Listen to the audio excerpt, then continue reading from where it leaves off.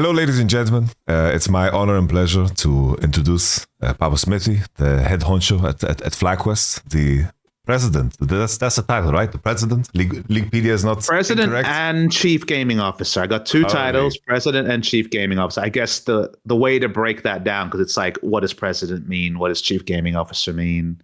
I would say chief gaming officer is we have multiple titles at Flyquest, not just League of Legends, of course. We're in the FGC and Street Fighter and Guilty Gear and the like. We have a women's Counter-Strike and Valorant team. We also have, of course, our League of Legends program. At times, that's been 1 to 3 different teams, depending on the year.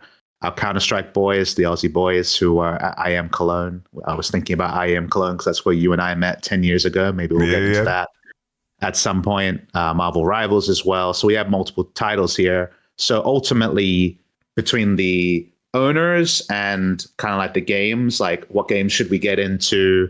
What's the like hypothesis there? What does success look like? Because obviously these esports are built differently, franchise to open circuit and things like that. And the budgeting around that, that's probably the chief gaming officer side of like, are we in the right titles? If not, what's the best way to get in, etc. And the president side is the public face, like if someone needs to speak publicly for Flyquest and, can be read up on whether it's like the organization mission or the League of Legends strategy.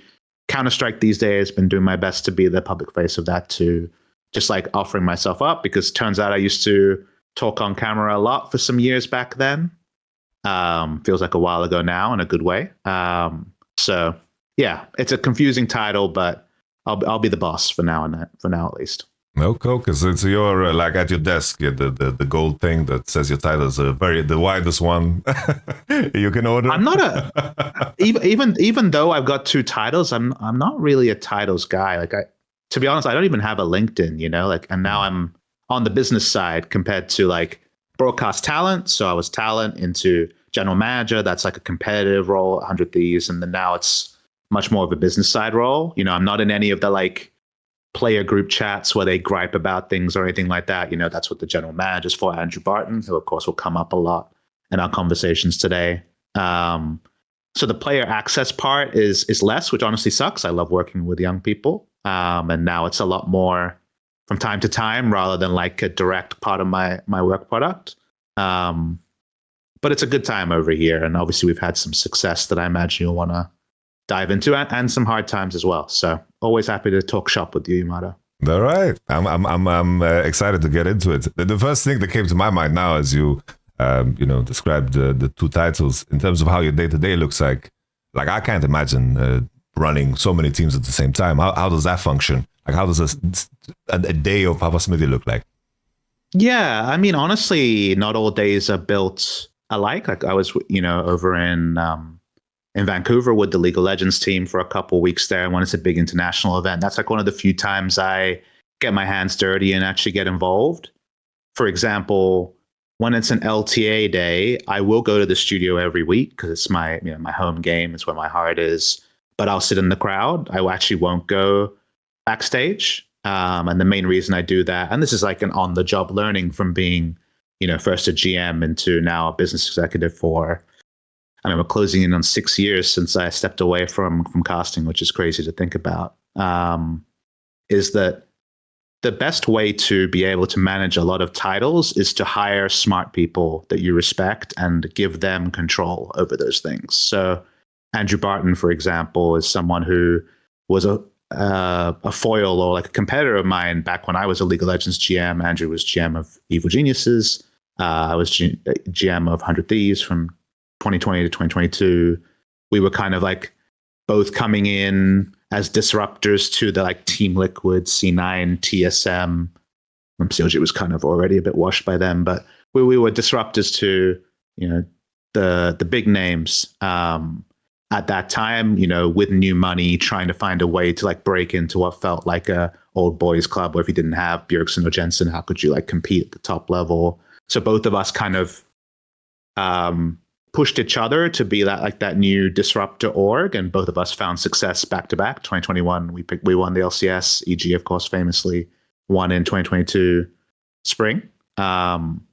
We broke the like Team Liquid. I think the only orgs that had ever won at that point were Team Liquid, C9, TSM, and COG. Those are the only four orgs that had won in LCS history, not even franchise history, right? Like LCS history. So that was we were competitors, and then the opportunity to pick him up came up at the end of 2023, and he's someone I work with really, really well. We love to talk about kind of the state of League of Legends and other esports, and kind of like I have a huge amount of respect for him. So the moment that I insert myself into, say, a backstage scenario for an LTA week, then suddenly there's the team manager, the coaching staff that the players have to buy into, the boss of the coaching staff, and then the boss of the boss. Like, who do you look at? Like, what does that mean? Like, I don't want to insert myself into that unless it's like for a reason.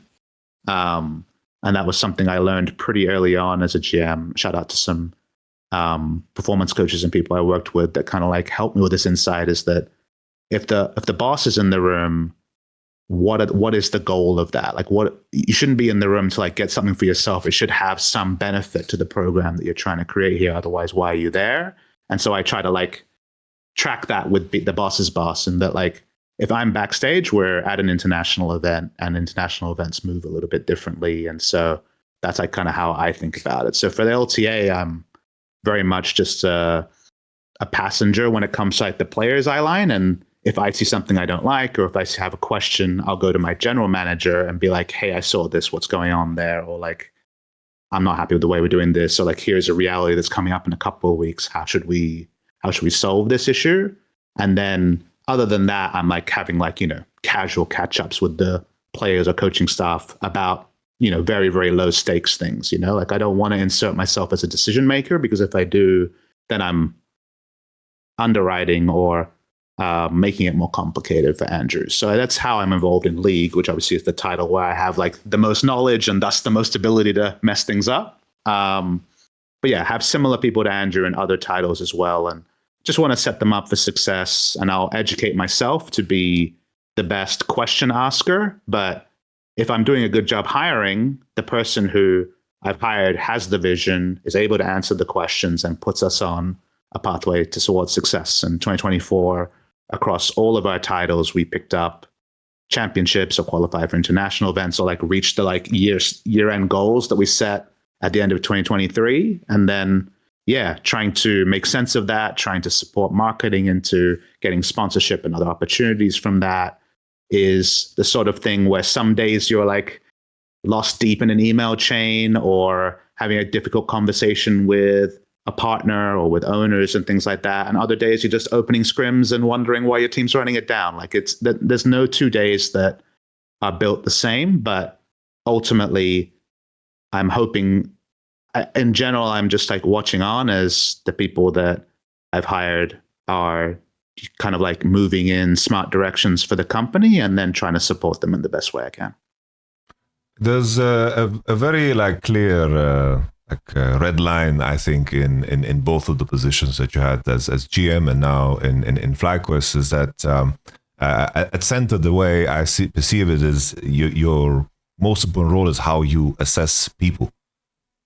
Because in the end, it's like you need to trust someone and give them a certain responsibility and an expectation. So your method of assessing people, how would you describe that? Yeah, that's an astute point. And for me, it goes back a really long way. As a kid, I was very much the kid that asked a lot of questions. Dad, why is the sky blue kind of kid? That was me, the why questions, which inevitably ended with shut up, son kind of vibes. It just went too far. You know how it is. And I was always someone who wondered why the world moved the way it did, wondered why other people acted differently to how I would have acted. Like, perspective taking was always something I was pretty good at. Not that I really understood that at the time, right? It was just like how my brain was wired.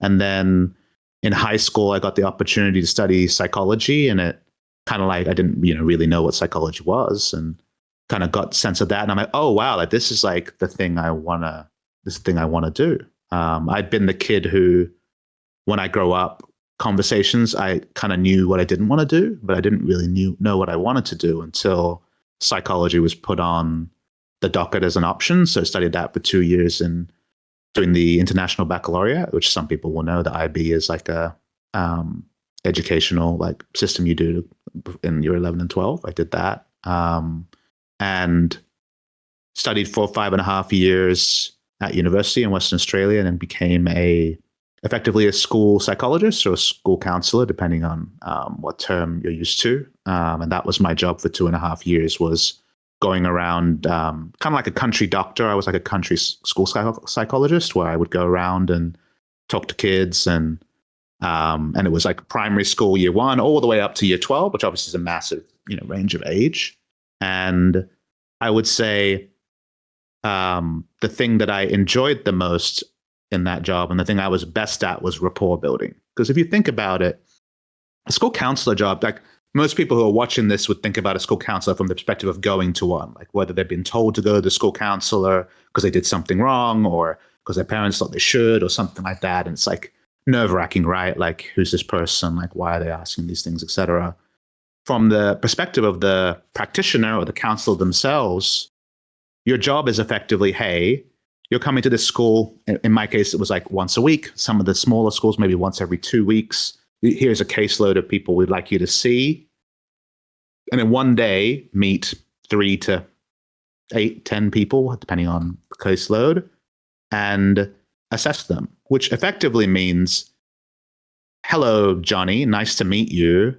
I kind of need to know your deepest, darkest secrets as soon as possible, even though you've never met me before, and I'm older, and like, so it's like kind of it's a big request, right? Like, it's not like a doctor where they can just like run a test. Like, rapport building is like the cornerstone of a counselor job, because you need to make someone extremely comfortable to get them to volunteer to share things that they may not have thought through themselves. They may not have told anyone else, regardless of whether they have, a loving family and strong relationships or not. Like, this is stuff that's very, very private to them. And I would say rapport building was probably my biggest strength as a practitioner. I was always a keen gamer. I was playing League of Legends at the time, in 2010, 2011 days when I was practicing. And the thing that helped me the most with primary school kids, actually, in those days, was that I had played Minecraft when Minecraft was just a new release. And so when I would talk about like, what are your interests? At the time it was like movies. I think like Iron Man and stuff was out. The early Marvel stuff was out at that time. And then they talk about video games, and I was probably the only like school practitioner in Western Australia who like was playing Minecraft and League of Legends and was like a keen gamer. So I think it helped with the rapport building. So I'd like to think I've always been a pretty good judge of character. Doesn't mean you don't make mistakes in your personal life or in your work life, right? You can't bat at 100, but I've found that I've been a pretty good judge of character. And so coming back to your question of what I look for, definitely when it comes to hiring, I think that's like my favorite part of the job. Bringing people into your project, because at the end of the day, when you try to hire, let's say a professional player for your esports team, the way I always do it is from the lens of like, hey, like, here's what got me to this point. Here's my project. Here's why I think you would be a perfect fit for where we're going. We're here, you're here. We want to get there. I'm pretty sure you want to get there too. As I explain it to you, like, doesn't it make sense? Like, if we came together, that would just be the most likely thing. Like, I can't guarantee it. I can't promise it. But like, from where I'm sitting, isn't this just us winning whatever the esports correct scale thing is? I'm not going to sell them worlds, or anything like that. Like, obviously that's like an aspirational thing, but like, when we get the thing we want and then like reach for even more, if we came together, and whether it's players, and as I've learned more recently, business stuff or competitive leadership or things like that, I found that I'm very much about, here's the thing that I have control over, whether it was League of Legends roster, 100 Thieves, or competitive stuff or games in general at Flyquest. Here's what I'm building over here. Here's what I've observed about you from direct observation or word of mouth or previous relationships. Won't this be an awesome place for you to come and grow? And what I want is for there to be a role here that you can continue to grow in, that you can continue to push for more in, and know that you will always be supported in that growth, and that there's no artificial ceiling or like factors that are going to hold us back. If there was, I wouldn't be here and I wouldn't be asking you to come here. It's kind of like how I've approached things. And look, like I said, I don't bat at 100%, but I'm pretty proud of the people that I brought into, whether it was 100 Thieves at the time I was there or Flyquest now. And I'm lucky enough to be surrounded by people who are stronger than me in a lot of different areas of competition and who feel like they're supported and can push for more. And so far that's led to some pretty good results.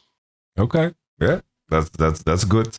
Would you say that there is like a certain point where obviously it's like your initial assessment is based on the available data, but would you say there's a certain point that you cross where you kind of trust your instinct about someone? Because that's always the point I reach if I assess a person. It's like almost instinctual, but that instinct is based on so much experience. Is it the same for you? There's always going to be a few people that break through kind of like a rigid assessment and you think there's no way this kid can't succeed, even if the other people don't see it. And, you know, when you're scouting for players, for example, it's always going to be whatever panel of experts you have available to you. You know, in some teams that's going to be a scout and a GM with game knowledge and the coaching staff. In other off seasons, you know, at the end of 2023, when we moved on from a lot of staff, it might be a smaller thing. You look at some orgs and they like rely a lot on their players and their players' eye test or what they've heard. There's always going to be some discussion about which way you should go in. And very, very rarely I will kind of like plant a flag and be like, everything I know and have learned in my now 38 years on this earth, God, I'm old, tells me like that this is the reason this place should go. This player should be the one, or this person should be the one. That doesn't mean that I'm not gonna like do the thing where I like slam my fist and that's like the end of the conversation. But it's like I'm super down to defer to the kind of like agreement of whatever group of people I'm in, because I hired all those people and trust them. And at the end of the day, like they're like the first person most in charge of the result, you know, like I'm obviously in charge of the result from like a removed perspective, but like when we play like a draft I don't like on stage, it's like, well, like there's a general manager, a coaching staff and players like that are all like way more deliverable on that single game than I am, right? Moved over here. But there very rarely will be times where I'm like, hey, please explain to me where I have this wrong. Like educate me as to why like my like position on this one thing is not right, because this is something I feel really strongly about. And yeah, there's definitely been people like that in the past. I think the most famous example to the public is going to be Busio, obviously, a player who was a amateur mid laner in 2020, and I first had to convince a 17-year-old Busio to roll swap to mid when he thought from mid to support. Sorry, back when he thought support was for, you know, boomers and bad players, which was his experience coming up the ladder. And I was like, have you heard of this carrier kid? And that kind of like was actually the kernel that he went and did his own self-reflection on and then agreed to try something. And here we are 5 years later,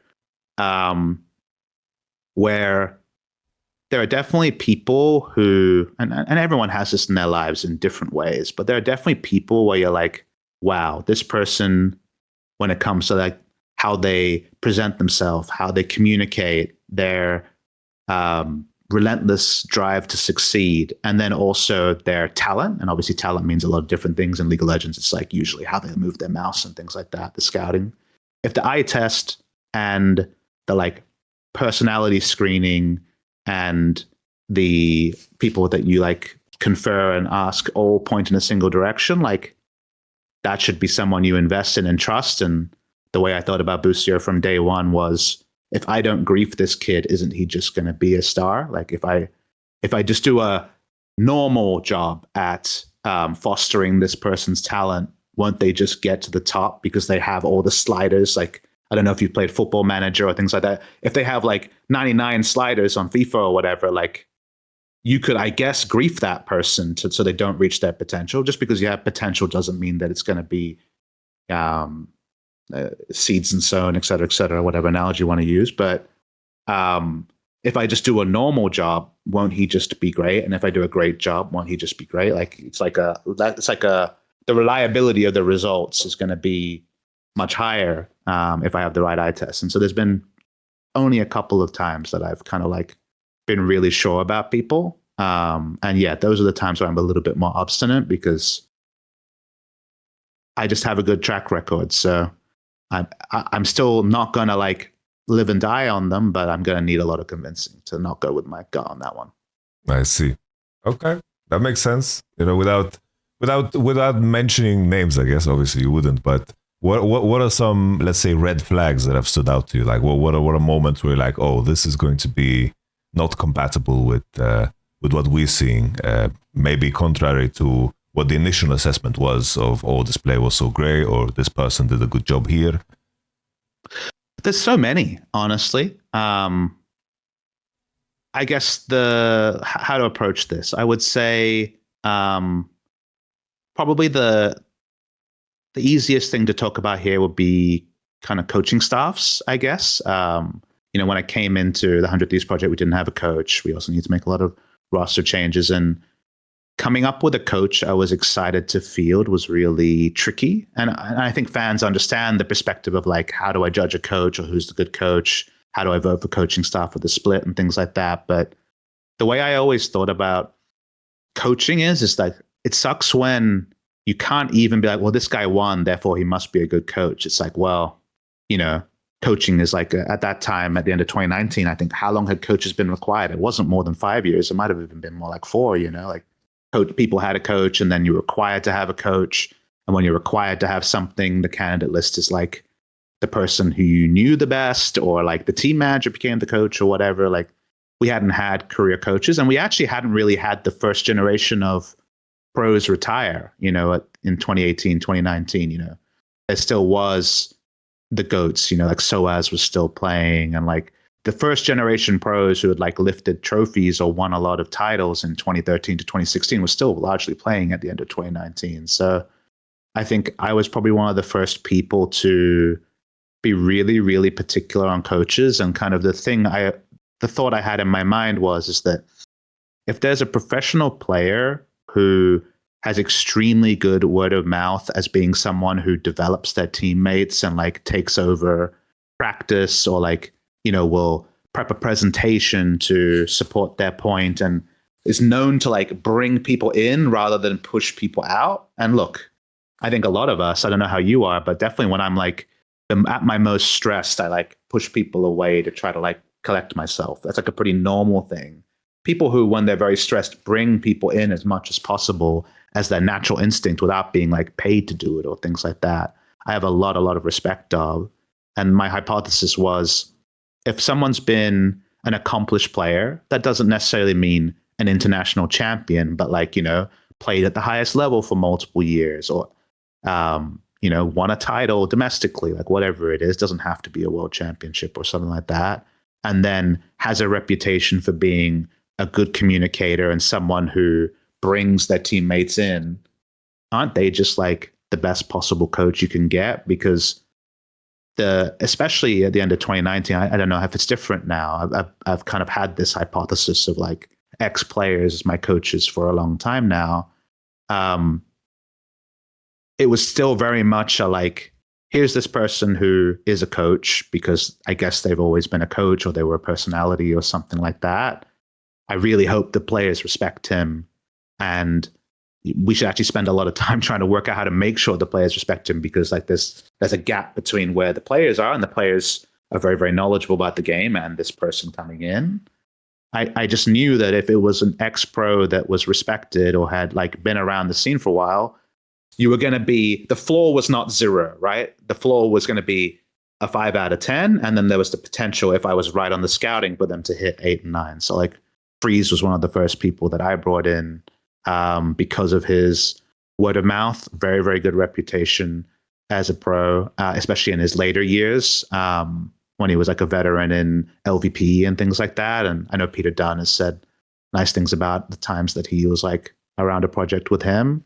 And since then, yeah, pretty much all of the coaching staff hires I've made have been ex-pros. When we had amateur teams, I would try to bring on North American players who had good word of mouth as like the third tier coach in those projects as well. And like that was kind of like one of my pretty initial biases, was that career coaches have a really rough job to compete with top pros who have good communication skills, which is not usually the top one players. As you know, like Diego Maradona wasn't a very good coach. I'm not sure Lionel Messi or Cristiano Ronaldo will be amazing coaches when they retire one day.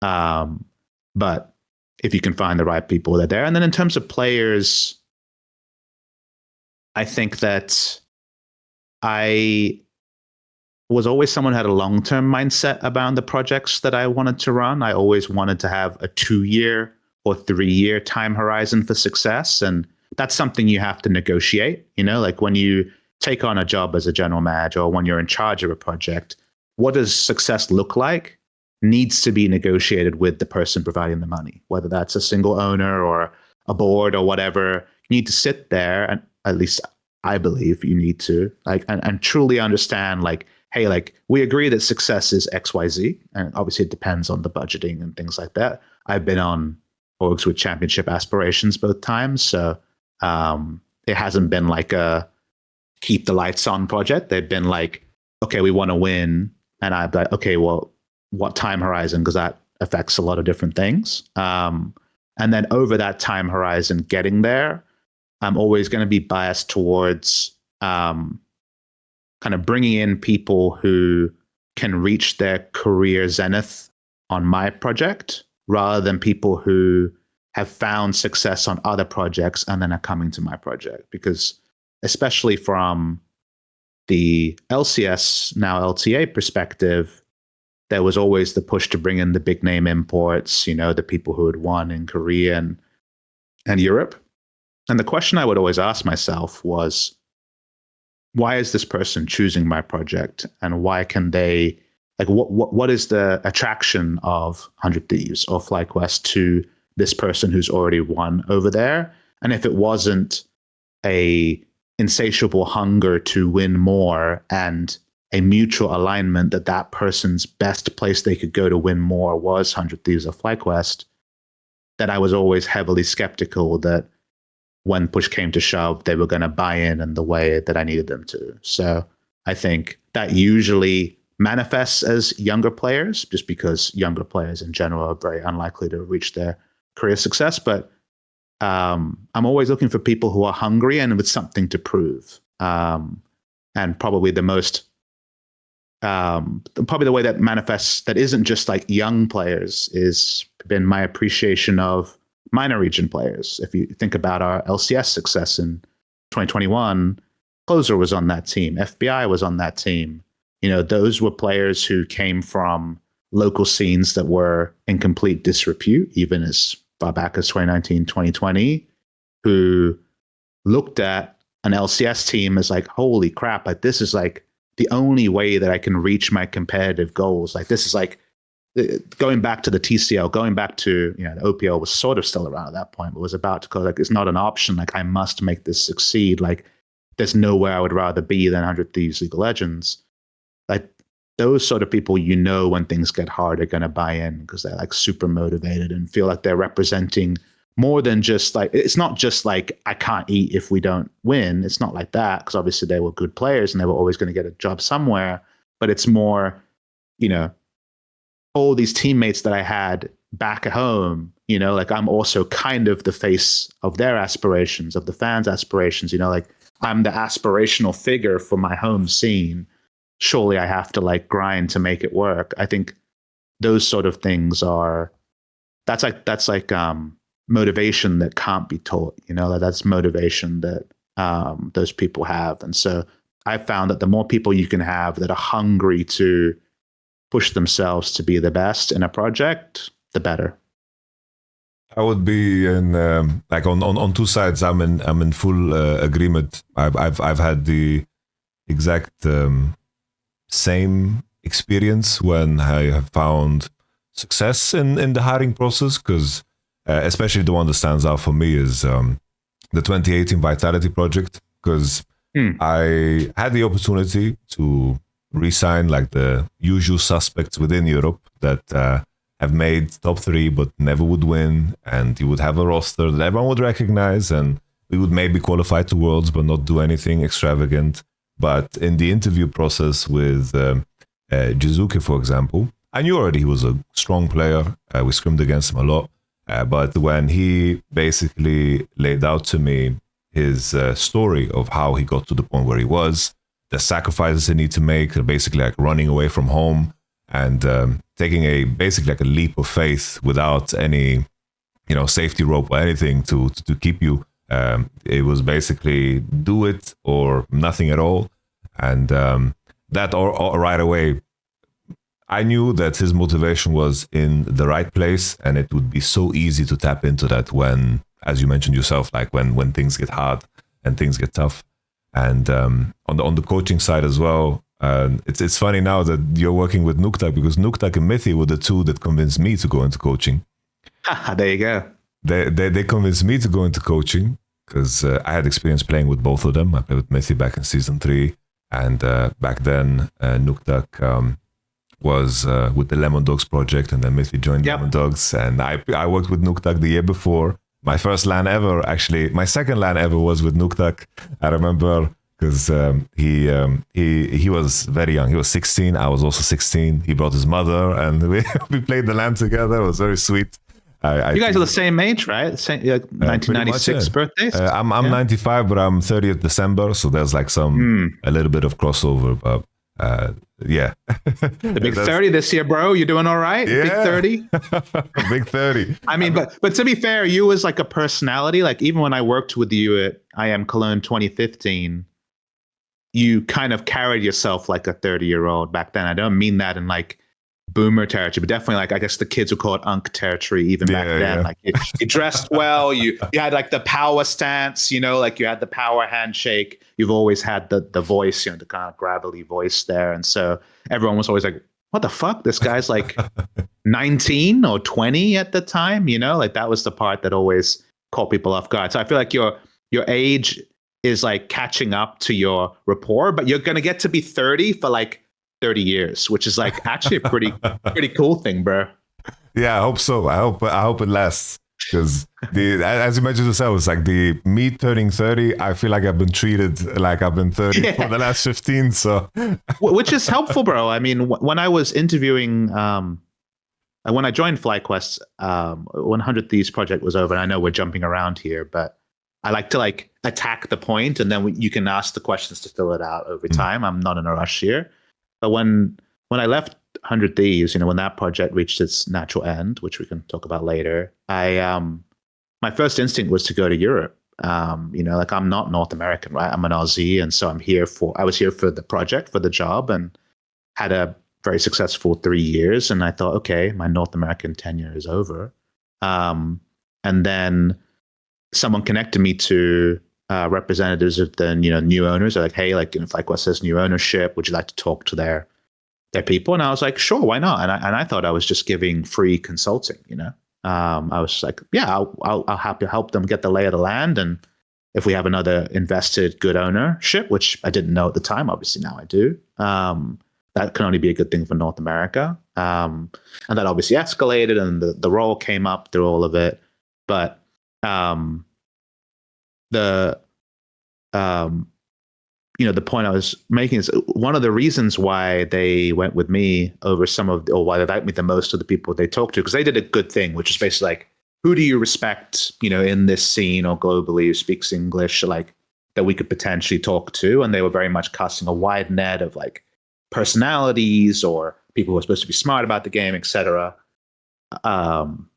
Obviously, they eventually went with me, and after the fact, one of the things they brought up was like, you were also like one of the few people who wasn't 22 years old, and we wanted our executive to be someone who was a bit older. And like, that's like a very esports problem where like, if you enter the NBA as a 37-year-old, you're like the most junior guy, you're like only a couple years older than the stars or the same age of the stars. Like you have to like grind for 20 years to like get a front office job, like the front office staff average age is probably more like, I don't know, 49 to 60 if I was to guess. But But as a 37, or at the time let's do the math here, I was 35 at the time, like that was already like older status, and thus, that's not necessarily a good thing, age in and of itself, but it like projects like, okay, if this person carries themselves well and also is a bit older, then I'm more confident kind of letting them lead my project is a natural way to think. And that's like been the advantage I think that you've had, is that I think if you deliver a point and then a soft spoken or younger person deliver a point, I'm going to listen to you first and foremost because you look the part and sound the part. And like, that doesn't mean you can't fuck that up by making dumb decisions or not taking your job seriously, etc. But it's like, it's a tool that you have access to, that if you multiply that with hard work and what other adaptive things, is going to set you up for success. So congrats on almost being 30. Also the 10th anniversary of being 30 in some ways. And yeah, you're going to be 30 forever, bro. I appreciate that. No, I can definitely say that it has helped. It definitely, I think it was very useful to me, especially like in terms of like my approach to esports was always is like everything is kind of finite. It's like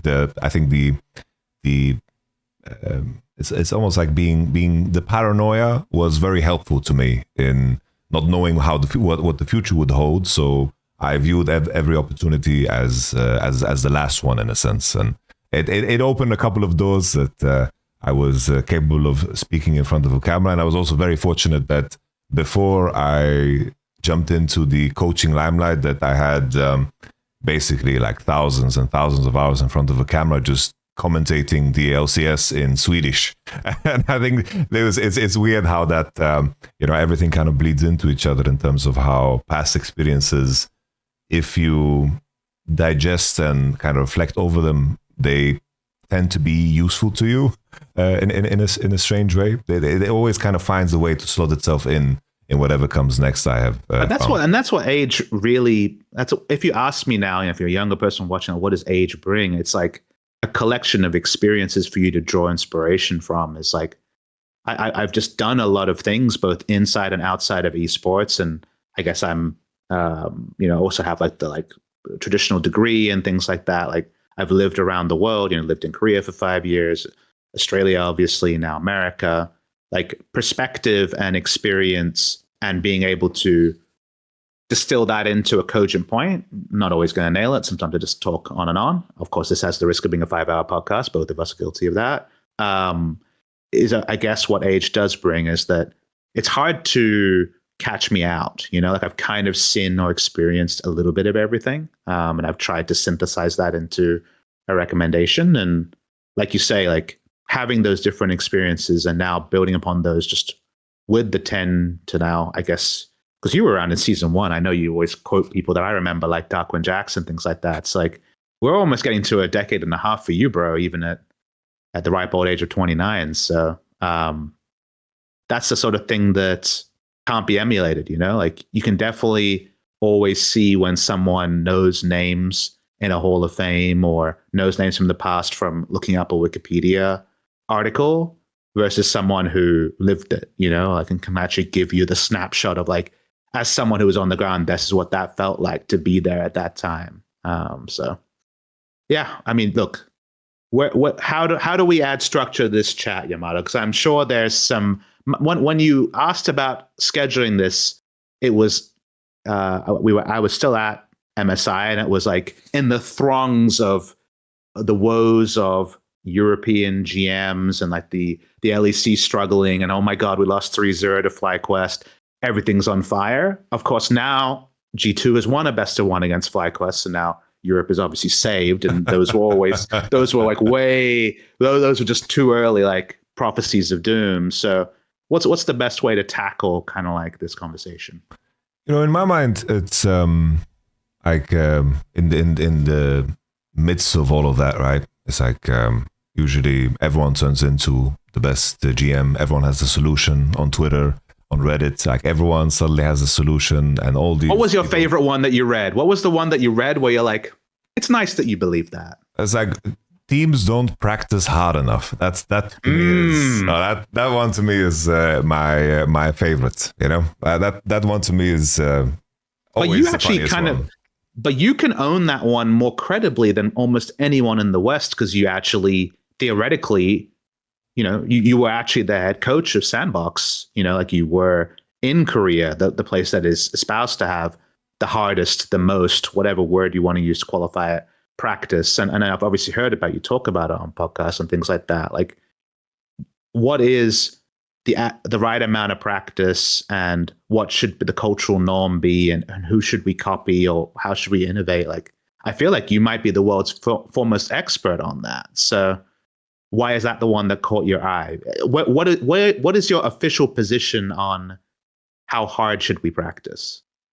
Well, I think the main thing that, like my main gripe with the simplicity of the comment of it's like people should practice harder is, I think the representation of a region's legacy spans over a longer period than just a split.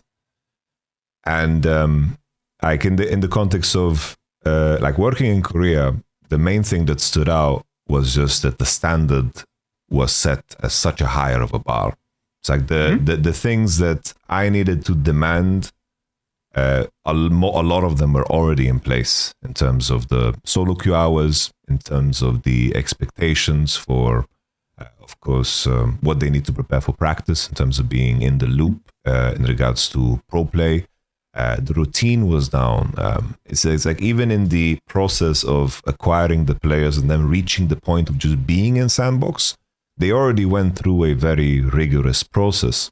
And I think often in Europe, working with most players, especially because the majority of my time where I worked, a Challenger series was a thing, but it's like if you found like the next talent of the player, it was mostly through solo queue, and you would bring him into this environment and you would have to like educate them from step 0 rather than from 15. But I think building that over a longer period of time, it is just a question of who are the leaders within the region and which teams are within that region that are actively enacting their method of trying to achieve success. If you're in a situation where you have teams that are not, or like let's say teams want to exit the league, like we had the situation with Rogue for the longest time, they wanted to sell their spot. Navi coming into the league, hopefully trying to do something unique, is going to be so massive in the context of just having another party within the league that is trying to disrupt in their own way and in their own vision. Because we see that with KC, Koi, they have managed to do it their own way with players that other people would not utilize. Kalis was someone that was very hyped. Vladi is someone they brought up, and they basically revived Kana's career, who was just basically like disowned from the LCK. And Hey! And Nongshim Kastoff was also a big part of Flyquest's success with Quad, right? So yeah, I'm aware of what's possible there, and I think I want to zero in on something you said, which is, I think that one way that fans go wrong is, if you listen to what you said, you were talking about how the expectations and the setup and thus the floor of a region is about looking at the top team from that region and kind of emulating what they do. So, for example, T1 and Gen G in Korea is where a lot of people are going to take inspiration from. But there's also like earlier data points of like, okay, well, how were the Kesper houses set up in StarCraft, and like what are the earlier generations of esports culture like value? Can we emulate that in our team sport? Like, that's what exists there, and it's something that I feel like a heavy is the crown. Not I actually would have said that before that was the lyric of a song, but regardless, let's go with the song reference. Like, I feel that when you are the standard bearer in a region, like a lot of people look at that with Flyquest right now, right, with our international success, is that you will emulate the team at the top and try to make sense of what they're doing. And the reason why that is healthier than, well, Asia always wins, or Korea always wins, or China, depending on the year, whatever they're doing, let's copy it, is that is a really empty calories kind of approach to thinking about things, because every region is not built the same. I think the most obvious example of this is and I'm sure and I know that you lived through this, is like scrim block. How many games? Should it be 1 block? Should it be 2 block? Should it be 3 block? What time should they start? Conversations where Korea does it this way, and famously, as you know, Korea's 3 blocks. I want to say it's like 1 to 4, 5 to 8, and then 10 to 12 kind of vibe is usually how they go, something like that. But it starts in the afternoon and it goes very late. Well, Korea wins, therefore, like, we should do that in North America. And like, that was always the one where I felt pretty uniquely qualified to like kind of have an opinion on, because I had lived in Korea for 5 years and because I'd been on teams that had boot camped on both sides. I even watched, Cloud9, like Jack used to give me kind of like the ability to come kind of like when they used to boot camp in like 2016, 2017 days, come backstage just to get some inspiration for casting and the meta and stuff. Like, people don't get that the way the scrim blocks are set up in Korea is also something that is connected to the solo queue experience, the player base size, and also just what kind of city Seoul is in terms of like, in North America, if you have a 1 hour break between blocks, what can you achieve in an hour in LA is so different to Korea. In Korea, that could be 2 solo queue games and a snack. In North America, you might have a 30-minute queue and then not get to play 1 game. So like, what can you actually do that's like useful with your time is very, very region based. If you have a huge solo queue player base, then yes, you can actually play a couple of games. Like, whatever your takeaway is, because like using your hour off well is what you want when you have a break, right? Like, okay, you need to use this time well. And if you have a solo queue that you can play till 4 a.m., wake up at 12, roll out into the first block of scrims and get an hour's nap, that's a good use of your hour. If you have walkable food where you guys can go and kind of like get a meal that's like walkable and you can be back 40 minutes later, that's valuable. If you have solo queue practice, that's valuable. If you have an academy team that's really high baseline that you could like play a game in between or run 2v2s or 1v1s, that's valuable. And many times in North America, for most orgs, none of those really fit. So the hour ended up just being super stunted with like, no one was ever really able to do anything meaningful. And it like caused more problems than it solved. But we should copy it. Asia does it, is like kind of the reasoning I would get sometimes. And when someone's like at that point, I just kind of have to be like, okay, well, there's no real reasoning to this, like this, we're not having a reasoned discussion here. Sure, let's try it, but like, I don't see how it can be successful, because at the end of the day, it's like a popular vote, if you know what I mean. So I think I try to lead by example. Like, I try to think about the right things that are important for the region when I'm in position to, because I do know that other orgs are looking at what we're doing. But I do try to I want to know what every region is doing, but that I also want to get some normalized information about like, okay, when you say that, like, this is how I interpret it. Or when you say that, this is how it would look to me. Or in North America, we don't have that. Is there anything I can learn from this? Is how I think about it. Whereas, as you can imagine, when Europe has had a disappointing, result at MSI, it's going to be these all or nothing statements. Like, we just practice more. They said they're doing 12 games a day. We should be doing 14. We're catching up. And it's like, are you sure that fits the culture, the practice opponents you have access to, et cetera, et cetera? Like, let's think about this. Let's live in it. You might be right, but let's like actually talk it through.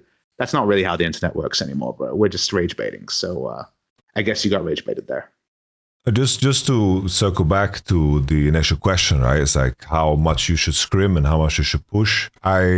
The main reason I mentioned like the whole process of standard is that if you go through the process of surviving such a regiment and you are used to such a regiment, already having that in place is, let's say, an advantage to being able to do it in the first place.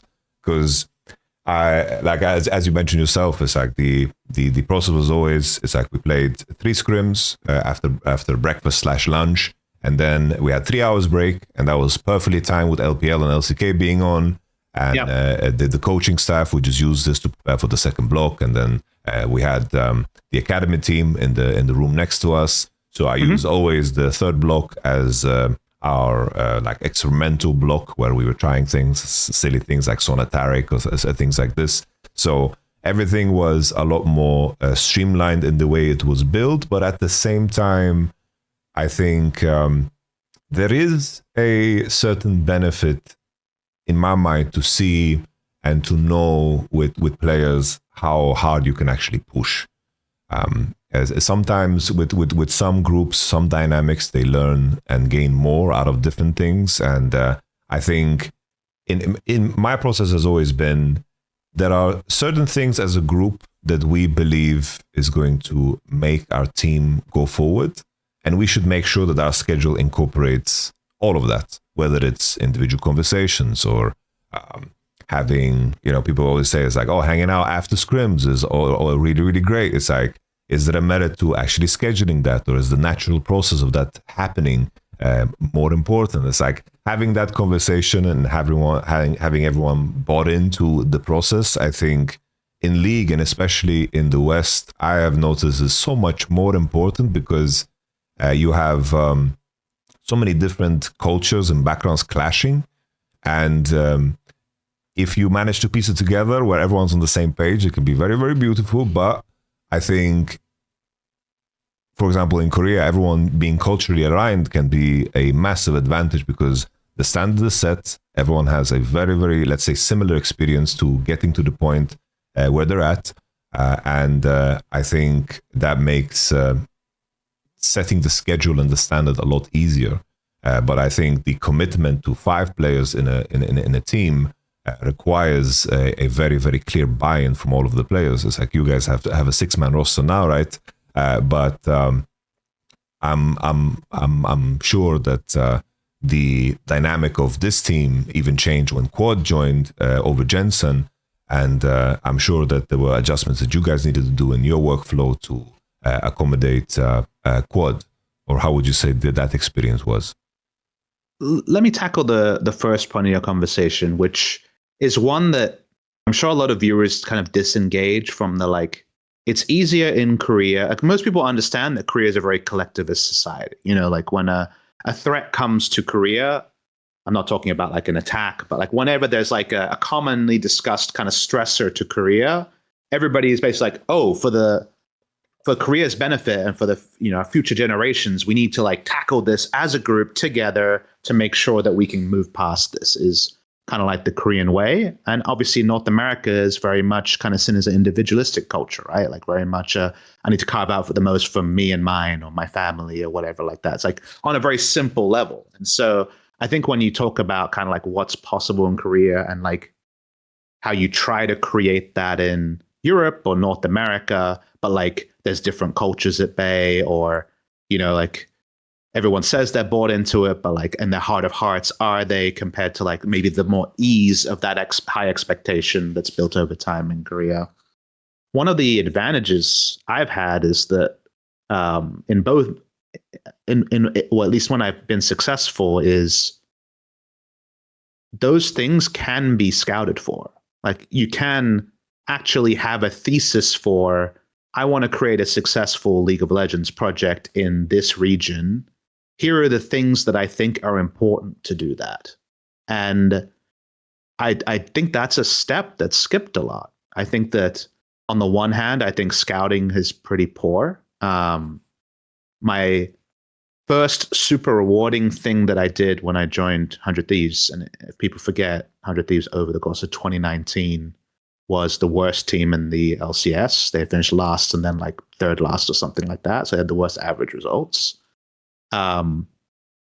Was that once we had a staff, it was like, okay, how do we scout players? Like, what does a good player look like? And I think that the worst way to scout players is, what this player achieved a lot before, therefore he will achieve a lot on my team. It's like, there's still some orgs in the world that are like stuck at that step. You know what I mean? And that is the worst possible way, because I feel like traditional sports moved past that a long time ago. It still happens in traditional sports where it's like I want to get the fourth most important person on this team that won a lot. That will save my franchise. It's like, actually, probably not, bro. Like, there's no way for you to have insight to know who was pulling the most weight in that room, if you know what I mean. And we talked about that with like judging coaches before. So in that first off season, I sat down and it was Kelsey Moser, it was Zix, who's obviously moved over to Valorant now. It was Joseph Jang, who's the general manager of. I think he's the VP of esports now at 100 Thieves. We had some very, very smart people in the room. And I was like, hey, like, how do you think we should judge players? Like, what are the ways that we can do that? What are your biases? Like, everybody's biased to different things, right? You know, like laning strength versus team fighting, or like mouse control or not, like, or like champ pool flexibility or champ pool mastery. Like, everyone has their biases. Let's list out our biases before we start so that, like, you know, we can kind of have fun with them. We can embrace them, because biases are not inherently bad. They're just that. They're biases. If you understand how the light is refracting through something, you can make sense of it rather than like, where did the light go? And then we like spent weeks and weeks, you know, over a couple of years trying to build and refine a scouting process that made sense for the people scouting or made sense for the staff we had at that time, and tried to come up with a way to judge players. And I think if I would summarize how that has made me, like, obviously I'm still kind of like stuck in an evolution of that process when I think about players. It's very much about being biased to how does a player deal with 2v2 or more fights, if you know what I mean. Like laning, my inherent bias is I think that laning phase is teachable, and how you deal with multiple threats on the map and processing all the information on all the conditional information of what do all those champs do? What are their like threat ranges? Like, do they have flash or not? Like, can you like incorporate all that and then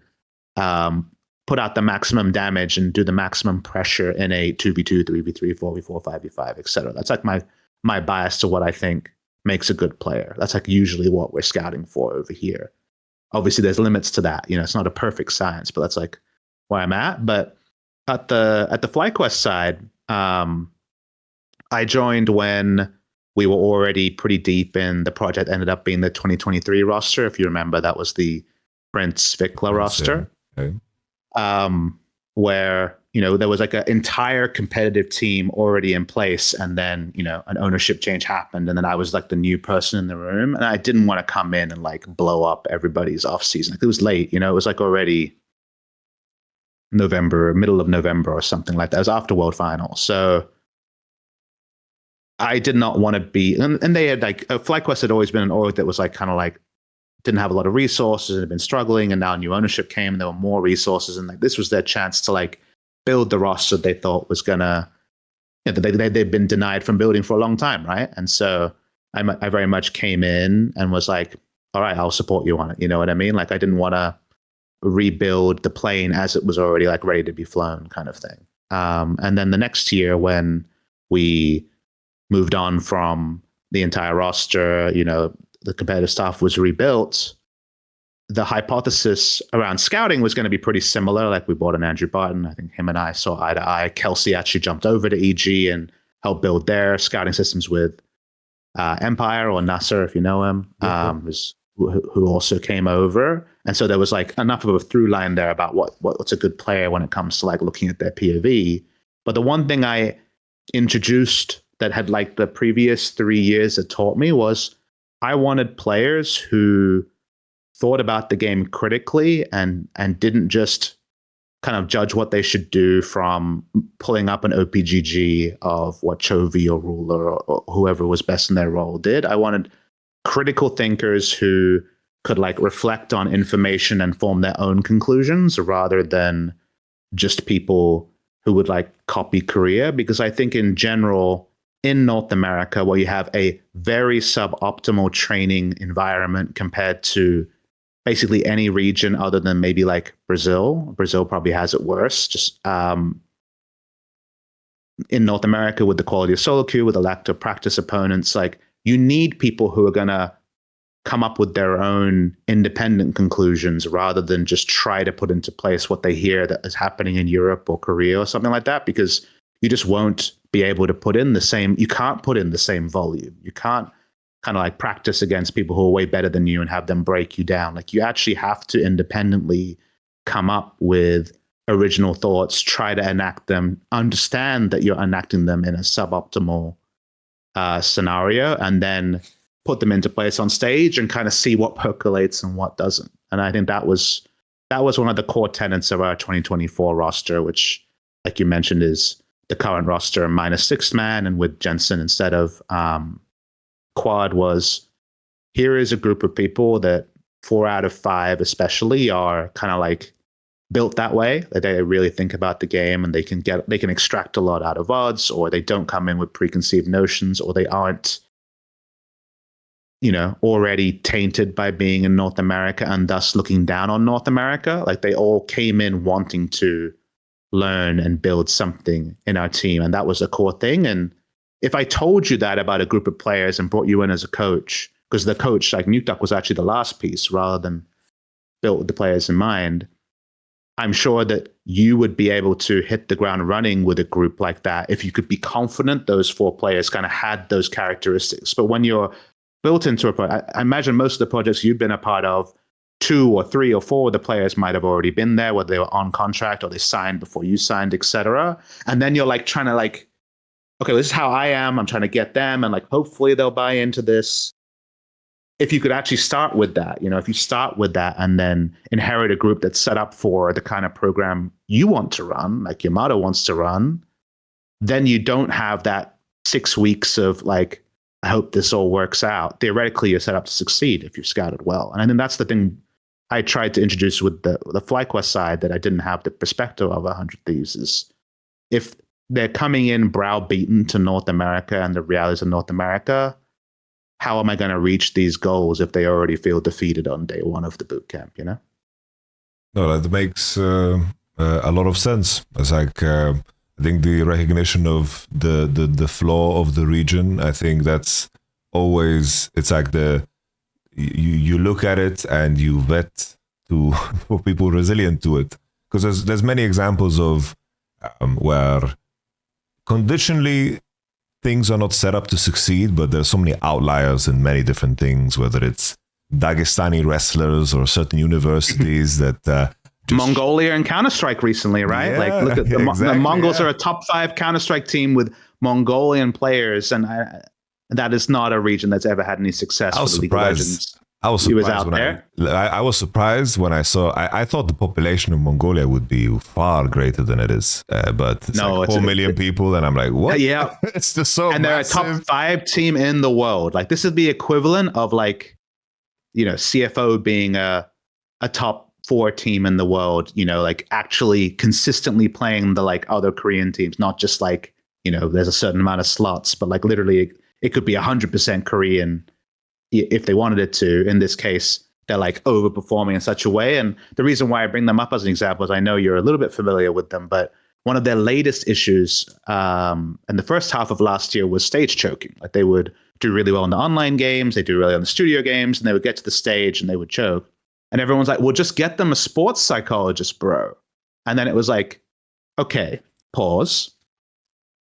How many people who speak fluent Mongolian, because these guys don't speak fluent English, and it's very important if you're doing any level of therapy or support to be like, the language barrier is going to be a killer there. Like there's cultural baggage about psychology, but the language barrier is an extra one.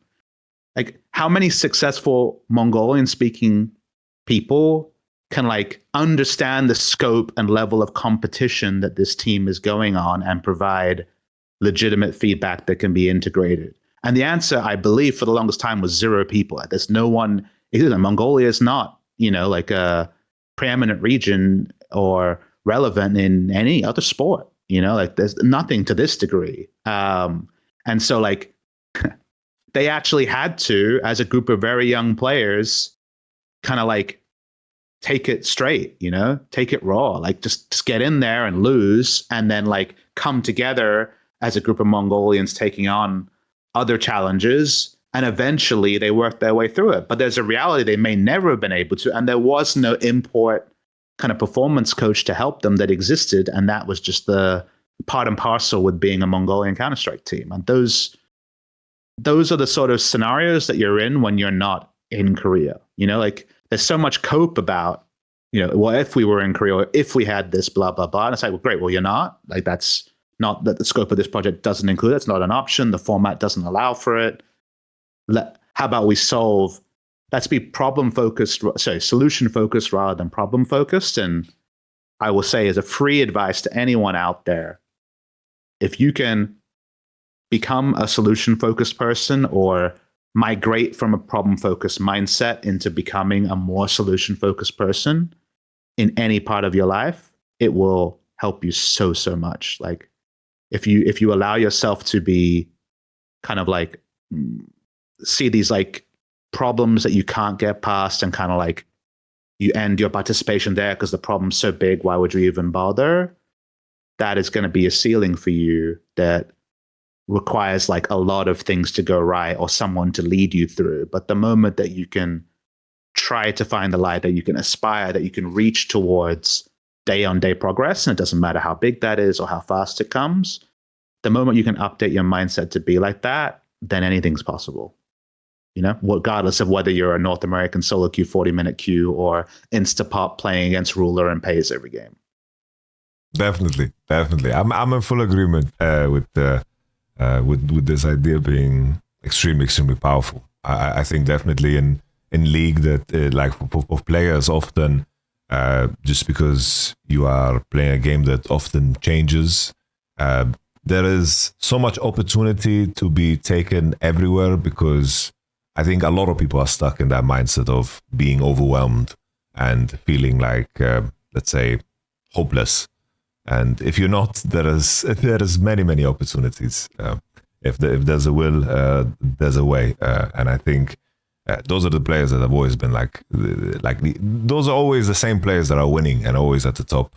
Like you're working with Bwipo now, and he wouldn't leave any stone unturned, or he would get very angry if someone said that solo queue is not useful practice, or you cannot find ways to improve because of your conditions. He would be, the first one to get very angry at something like this. And yeah, I think he's a reflection of, it's like barring maybe his Team Liquid experience, but I'm sure that speaking to him, I think that he views that experience through the lens of what he should have done different. When I spoke to him about Team Liquid, it was never a situation of, my teammates didn't do this or whatever. It was always through the lens of him. It was very similar with Caps in the aftermath of the 2024 World Championship.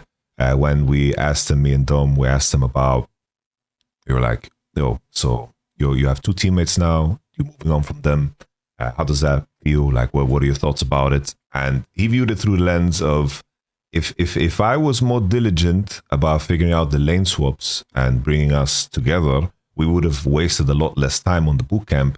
And maybe if we did better, we would stay together as five. And that was his conclusion. Yeah, and that was, I watched that interview, and I know you've quoted it afterwards, but my recollection, like what I took away, not the exact words, but like the message I took away was like, if only I had done my part, which I recognize is an outsized large part because I'm like, the main name on this team and like the person that attracted a lot of the players here. If I had fully done my remit, theoretically I have the biggest voice, I can do the most. If I had delivered on that, these people would still be here and I let them down, and that's why they're not here. Is like his reflection on it, which is a unbelievable winner's mindset to have. That is incredibly rare.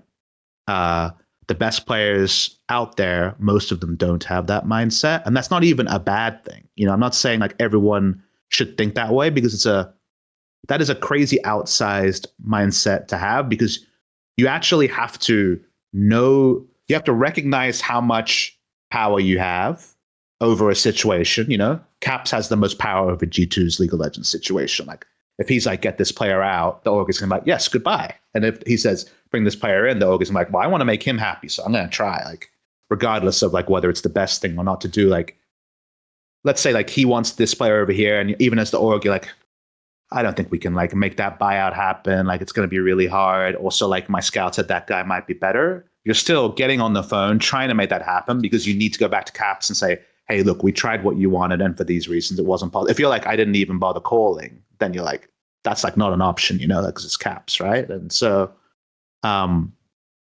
you have to like be confident in yourself and what you're capable of providing, both in game and out, and your worth in game and out, and be accurate on that. Because there's a lot of people who are low self-worth, very good players who don't want a leadership stake or can't take it. And there's other people who are on the other side, the delusional people who think they're like the best player around, no one else can touch them, and thus surely they have the biggest voice. Like, neither of those are, that's a very normal way for things to go. And sometimes those are on the same roster as the person who is like Caps and kind of can have that leadership stake. And he didn't start that way. I'm sure at 16, 17, he wasn't that way, but he's matured into someone who, you know, on face value is able to take ownership over the trajectory of a franchise, of a group of men, of staff, and like of all the contributors, and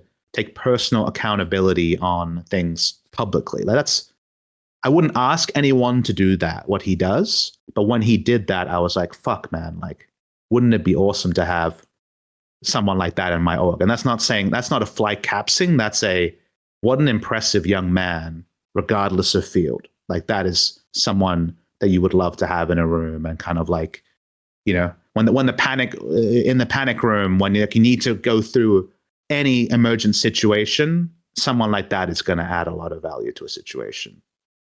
No, definitely. I quote that so often because it's just stuck with me for such a long time. There's, you know, you can maybe, you know, extrapolate from a player's success, but when you hear it in such a way, and also the delivery is such a big part of it, it's really sticks with you and really cemented the idea and the view I have of Caps as a player. You mentioned that like in most of my projects, definitely that the ones that I joined, they were like the initial phase was always a question of, I'm going to assess what I want to keep, and also at the same time, so play the so-called politics game of what I can, you know, what power I can gain and lose, and who I can trust within an organization, or like in terms of the decision making, because sometimes you inherit a lot. And my vision has always been that if you are in a workplace, I think I want to believe that I have the intention of working there forever, not because I believe that that's going to be the case, but with the intent to, because you nurture and care about the values and the principle. And if at some point it misaligns with who you are then facing a crossroads of what you want to achieve, right? And what I'm circling back to is, like, there's so many examples of, like, I joined Vitality 2017, and then I was assessing which players do I want to keep, and then I moved on. Only Cabochard was kept, and back then everyone was telling me this guy can't play tanks, and I realized that I can utilize him and turn him into the leader that the young guys that are rookies that are coming through and are going to need. Or my start in Fnatic was probably one of the craziest one ever, because I was, the first meeting I had, the roster was already set, because I was basically inheriting this kitchen that was on fire. And the first meeting I had with Bwipo was him reviewing basically Selfmade's mistakes for 2-3 hours. That was my first introduction. I was like, oh shit. So I'm joining a team here where there's already massive disputes between the players. And obviously that first split, we lost 3-0 to Schalke, and we had to do the Hail Mary where I convinced Bwipo to jungle, and it worked out, and we managed to get to the World Championship. But from the standpoint of where we were and where we moved, definitely there's certain pieces and parts that you believe in and you want to keep and kind of have close to you. And just because East was kind of tight knit, the same names kind of reemerge when you make that vetting process. But yeah, I mean, you need to know how to set up the, like, especially like the sort of rosters I enjoy running are a combination of like rookies or like second year players and experienced players who I believe for some reason will be able to impart their knowledge or mentor these young players. And I've talked about this in a couple of different ways, but I'll talk about a certain part of it, which is, I think that you'll empathize with this the most, is that the last hire we made was Nuke Duck as head coach. And coming back to what you were talking about before, I remember when 100 Thieves picked up Nuke as an assistant coach in 2023. It was out of nowhere. There was no like, his agent wasn't messaging people being like, hey, like, Nuke Duck is open for coaching opportunities. It was just announced like, oh, Nuke Duck is assistant coach 100 Thieves. I was so fucking jealous because I actually, through Deficio, who, if you remember, was at Origin, and thus worked with Nuke for a couple of years. Like, he had so many great things to say about like the player Nuke Duck had matured into at that time. Like, I'm not talking about like the wild kind of like Lemon Dogs 2014-15 days, but like, in the later days and in Origin, like being a leader, like being on top of his work-life balance, bringing people into the team. He had like really great things to say. And coming back to what I was saying about coaches, like he was on my list of like, well, look, because he was still playing for Excel, I think, at that time. Maybe that was the spring split. I don't remember if that was the summer split, but he was still playing at LEC level. So I didn't know if there was no reason for me to know he was available. And thus when he was announced, I was like, oh shit, like he's definitely going to be a good coach. But the reason why we went coach last was a two-pronged thing. It's like obviously, it's kind of known that like LS was someone who we were interested in as a head coach for the 2024 roster as well. And like he was someone who was kind of working with us and he was deciding whether he wanted to come on as head coach for 2024. And that was something that was in the background. But the other thing I had thought the most is that the moment that you commit to Bwipo and Inspired on your roster, and Bwipo better than Inspired, but I'm sure that you picked up on bits and pieces. The first reference I'll bring is back to who talked about this. I don't know if it was Grabs or you probably will remember this, but there was like an interview with someone around G2 that talked about how the different people in a competitive team use up a different percentage of the oxygen. And thus, if you have Perks on your team, he's going to use up 40% of the room, right? But there's still 4 other players and some coaches. And like some people will have a small voice, some people have an outsized voice, etc., but you can't have an unlimited voice. The moment that you have Bwipo, who like, could be 99% of a room if you allowed him to, like he has the potential to do that in like a positive way most of the time, like he's trying to help. When we have Bwipo and Inspired, extremely opinionated, but even to like fundamentals, they're like split on a lot of fundamentals. Like Bwipo is a volume practice person pushing for rank 1 most of the time. Inspired plays off-roll and doesn't always play a lot of solo queue. He's been playing more solo queue in the last few months, but went through periods where he's playing a lot less and, is a VOD review guy. But they both look at each other and they're like, you have a different process to me, but like, I know that you're only single-mindedly thinking about how to make you and your team the most likely to win. Like they have 100% alignment that they're both like that. And thus there's like no issues, even though they're very different people. The thing that we thought about with head coach is actually a really tricky one for that roster, because the thing that we realized with the original thesis of original thought about the game, like we wanted people who had original thoughts, we wanted people who were self-directed, and we had 2 people who are veteran, that our veteran presence is extremely vocal, was we need to have extremely high game knowledge or this project won't work because Inspired and Bwipo will fall out with the head coach. Like that's...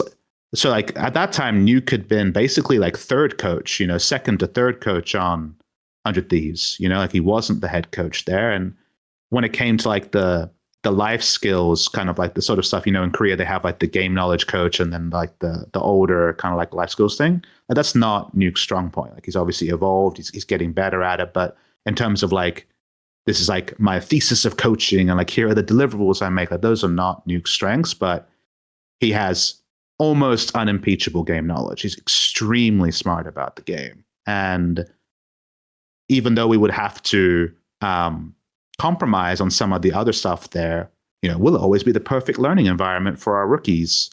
Is like, well, as I've talked about in other places, the rookies were the initial members of the roster. Bwipo and Inspired bought into working with a rookie bot lane. They understood what they were getting into. Even with that consent, it can fall apart if they don't respect the head coach. You know what I mean? Like there was a chance that could fall apart. And so we basically were like, between myself, Andrew, and team manager, we can like make sure to like prop up some of the life skill stuff that we know has to be a part of this team. But if we have the right head coach with the game knowledge, there's no way for us to prop that up. If we have that, then Bwipo and Inspired will kind of like, we'll see the good side of them at all times, and thus the project will come together. And I think that's something that was really, really important for us to get right, is that, you know, Nuke was that person, and then Mithy obviously came over in summer, and that ended up being two people in the room who are like that. And I think that's been one of the reasons that we've had this longevity of the project. You know, like the stat came out during MSI that we have the longest tier 1 roster that's been together, you know, in League of Legends, which is a crazy stat given that before I joined, Flyquest had changed all 5 members every year. Like that was a black mark against us. In fact, for 2024, when I was presenting to owners, in terms of like win conditions for 2024, one of them was we must retain at least 4 out of 5 of these players for 2025. Like that was like a really big kind of like concern point we had. That was way more clear than winning things or going to quarterfinals or worlds. Was like, let's build a core and retain it. And that's the sort of place where like we ended with the coach, because we wanted to make sure the coach's best project was what exactly the skills that we needed from them were going to be exactly what they were already strong at. So it felt good that we set up Nuke for success, because I think a lot of coaches would be set up for failure if you have Inspired and Bwipo as the veterans in the room. I think it's not a simple thing, even though they're both very, very great mentors. Like we've gotten so much out of them. You also need to make sure that they're going to be, you know, funneled in the right direction on stressful days. So there's definitely a great advantage in having been a player. I think this goes such a long way, because I think even from my side, when I was working with coaches very early on, back in like season 3 was my first experience with a coach. It's like you are very, very critical. Like you are scanning for every weakness possible, and because you are very, very protective of your own time, and at the same time you are basically letting someone in to adjust, let's say, your ego, and which is also of course a very big part of your self-worth. In the context of most players, they derive all their self-worth from playing, which is that challenge in itself is a whole other conversation. But the resistance of coaching is very natural, very, very natural. And I think having a player background goes such a long way, especially in League, because like players can smell bullshit from miles away. And Bwipo, I can agree, definitely is one of those people. And I think from one conversation, you also get the same impression from Inspired. It's like these are guys definitely, if they don't feel like you are useful to them, they are going to discard you because they want to move forward. So that makes, and that's why they get the reputation they do. You know, like both Bwipo and Inspired, and that's like the thing that's like a bit lost to time, is like people will look at our roster and be like, well, I mean, Bwipo and Inspired won it; they were always good, so like of course, like, you know, Flyquest was going to be good. And it's like Inspired came in after a split away and chose to commit to our project when the roster was just, this guy was good for Flyquest Academy last year, and this guy kind of like almost got like replaced on 100 Thieves next to Double Lift, like by Biofrost the split earlier. But trust us, we really believe in these two North American players. Like that is not normally how you land, you know, a very, very skilled player. Everyone knew Inspired was skilled by the second half of 2019, if not the first split of 2020. And, you know, 3.5 years later, he was available to Flyquest. That's definitely something that people will look at with what they know about 2025 Inspired, and not kind of perspective take the 2023 version. Yes, he had the opportunity to go to Vitality. There's still a lot of other variables there, but I I think that Inspired is a very, very the thing I can compliment Casper the most on is that he's an extremely consistent person. Like how he acts, how hard he trains, how much he wants to win is consistent, but how it manifests, like what it looks like when it comes to solo queue amounts or things, is very different and malleable depending on the environment he's in. He just wants to win, and if it's a rookie player, he'll probably put his arm around you. If it's a veteran player, he'll be there available as a resource, but he's not going to tell you what to do because he thinks that you should already know what to do. You're already a veteran player. And if you know those things and like take advantage of them, it's like an unbelievable resource, right? What a wonderful player.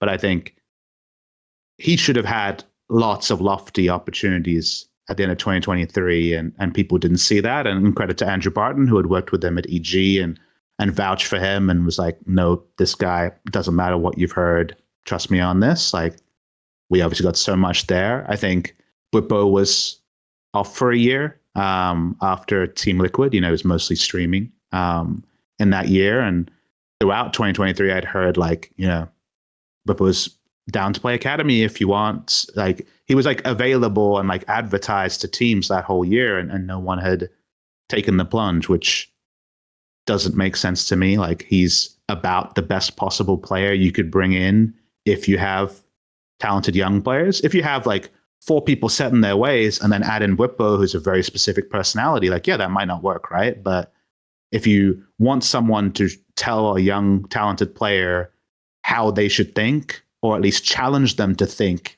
in a critical way, because, you know, he's not going to say my way or the highway, but he's going to be like, you did this, it doesn't make sense to me, I need you to explain it to me right now, otherwise we aren't going to the next game. Like, please explain it to me. You know, he'll like Mordekaiser alt people. I think there's like the joke that's been used before. I'm sure you've heard that around, but he'll Mordekaiser alt people and be like, I rest of the room, hang back. You, sir, need to explain to me what's happening here, because if it doesn't make sense to me, if I can't predict what you're going to do next time, we're not progressing. Literally in the day, like the day is stopping, you know? So I think that the two of them have proven their worth a millionfold since they've come into Flyquest, but they're like thought of now as like an obvious choice. But instead, you know, we really thought about, do we have a project where these guys can express themselves and these guys can buy into something that isn't perfect? Like, we missed a lot of the mid lane targets we wanted. Jensen was the best available. We went with Jensen. We had strength of conviction in what a very, very talented, like, there was no question scouting wise, mechanically, like the bot lane would be good. And we flew them over to Korea with Arrow during 2023 Worlds to boot camp together, and they got along socially well. And it's like, these kids will get there in time. We're certain of it. Please trust us, was kind of like the argument with the top side. But the top side falling away because they didn't respect the coach, or if we had kind of like misscouted, like, there was so many ways things could fall apart. And so definitely ended up being better than the sum of its parts super early. Like, we were actually doing well in scrims as early as like week 1 of spring, even though we had the rookie players there.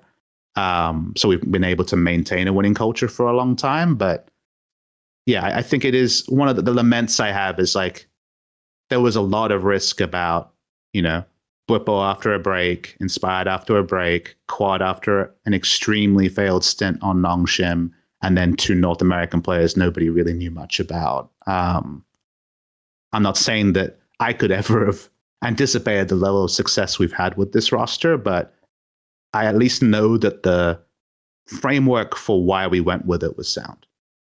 Well, that makes like perfect sense. Definitely. I wanted to ask, is like both of your experiences on the team side have been with teams that were clearly very like ambitious, but I wanted to ask the question so the audience is very much in the loop, because I think this is something that isn't talked about enough. But the push and pull in terms of managing economics, the timing of the market, in terms of which players are available, in terms of building the roster.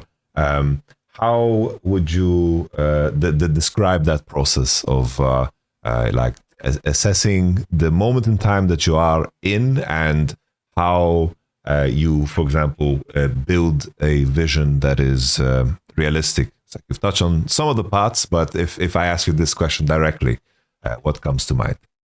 Yeah, it's a really nuanced question, and it's evolved over the times. Obviously, like when I first joined the LCS at the end of 2019, it was like peak buyout market, peak salaries, 2020 to 2022.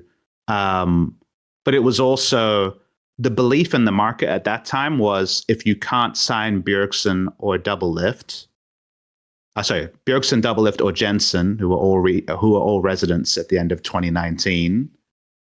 If you can't get one of the mid laners or the mid laner and the AD, you can't win, was kind of the thesis. Like, you can't have a win now roster to win 2020 spring unless you have those players, was kind of the thesis that like I inherited. Like, that when I was asking questions, that's what everyone thought.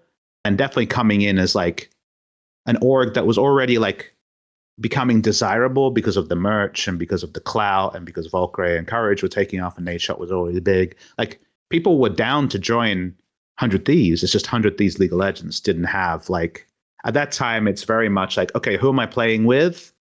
And then, okay, what's the salary? And like, we had decent budget, but we didn't have any players people wanted to play with. And that was by far the most attractive thing. And if you didn't have like the overpowered resident player to allow you to get 2 imports and then attract the other domestic players with this combination of the overpowered resident plus the imports, you basically couldn't compete, was like the thesis there. And so I looked at that, and the first thing that I realized was like, I genuinely kind of agree with this hypothesis, but I've already promised that within a 2-year time horizon we can win.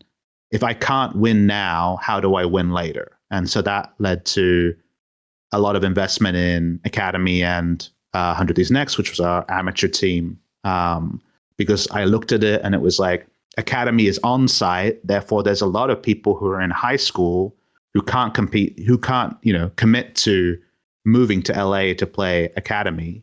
And as you know, North America is very different from Europe and Asia in that, like, the push to complete your degree is like required. You know what I mean? Like, you must finish high school at a minimum. You kind of, especially like the sort of people who can be very talented in League also tend to be people who can go far in school. I found there's a pretty decent overlap in both. It's like the academic side is extremely pushed. I'm not saying it's not in Asia or Europe, for example, but like even the mechanism of like, can you leave high school before you turn 18? Like, there's actually quite a lot of flexibility in countries like Denmark, for example. I know Bjergsen talked about how he was able to like, leave and like pursue things at a younger age. But this isn't in America. So I was like, okay, let's scout the ladder and see who's out. Then there's quite a lot of players like 800 LP, 1K LP, who were like 16, 17. Obviously, there was like Sniper and Griffin running around at 13 who had no organized place to get coaching and kind of like improve as players. There wasn't really an outlet for that. And so I looked at that and I was like, okay, if we kind of like try to push for resident pieces that, we think are undervalued and try to build a roster, at the same time, we create this year-on-year headache of training up 10 players, maybe sometimes 12 players, between academy and amateur, of people that we're going to cause like analysis paralysis at the end of the year, being like, okay, so like we have just too many good options at ADC. Like, should we go with the tenured player? Should we not? Over time, over a time horizon, over an amount of years, that will mean we'll have a good team and we can opt out of the rat race for really hope Senpai chooses me, with these like really expensive players. So that was the thesis I came in with. It worked. We had our first year. We had a pretty decent run in spring where we finished, I want to say 5th, 6th after playoffs. I think we were 3rd place after the regular season, or 2nd. I forget. I think it was 3rd. And then in summer, we went out first round of playoffs. I think it was equivalent of 7th, 8th. And John Robinson, Nadeshot released statements that were basically like, this year was a failure. We must be better, which wasn't the platform that we built the system on at all. Like the whole point was multi-year project, no expectation for success in the first year.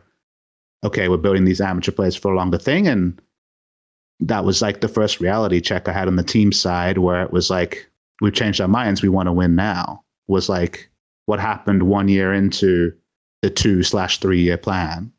And I'm sure you know this, but a competitive project that you've built to succeed in 2-3 years is very different to a project that must win now at any cost, which is basically the mandate that changed at the end of 2020. And so, yeah, I entered an off season and basically tried to reframe everything into, okay, effectively, I've been told money is no option. You must win now. And that was a convoluted one where we had to spend a lot. If you remember, we bought the Golden Guardians core and went from there. But that was just very much the parameters for success had changed. So let's do our best chance. And of course, I raised my hand and was like, just to be clear, like the volatility on changing everything we did from a 3-year plan to a win now is extremely high.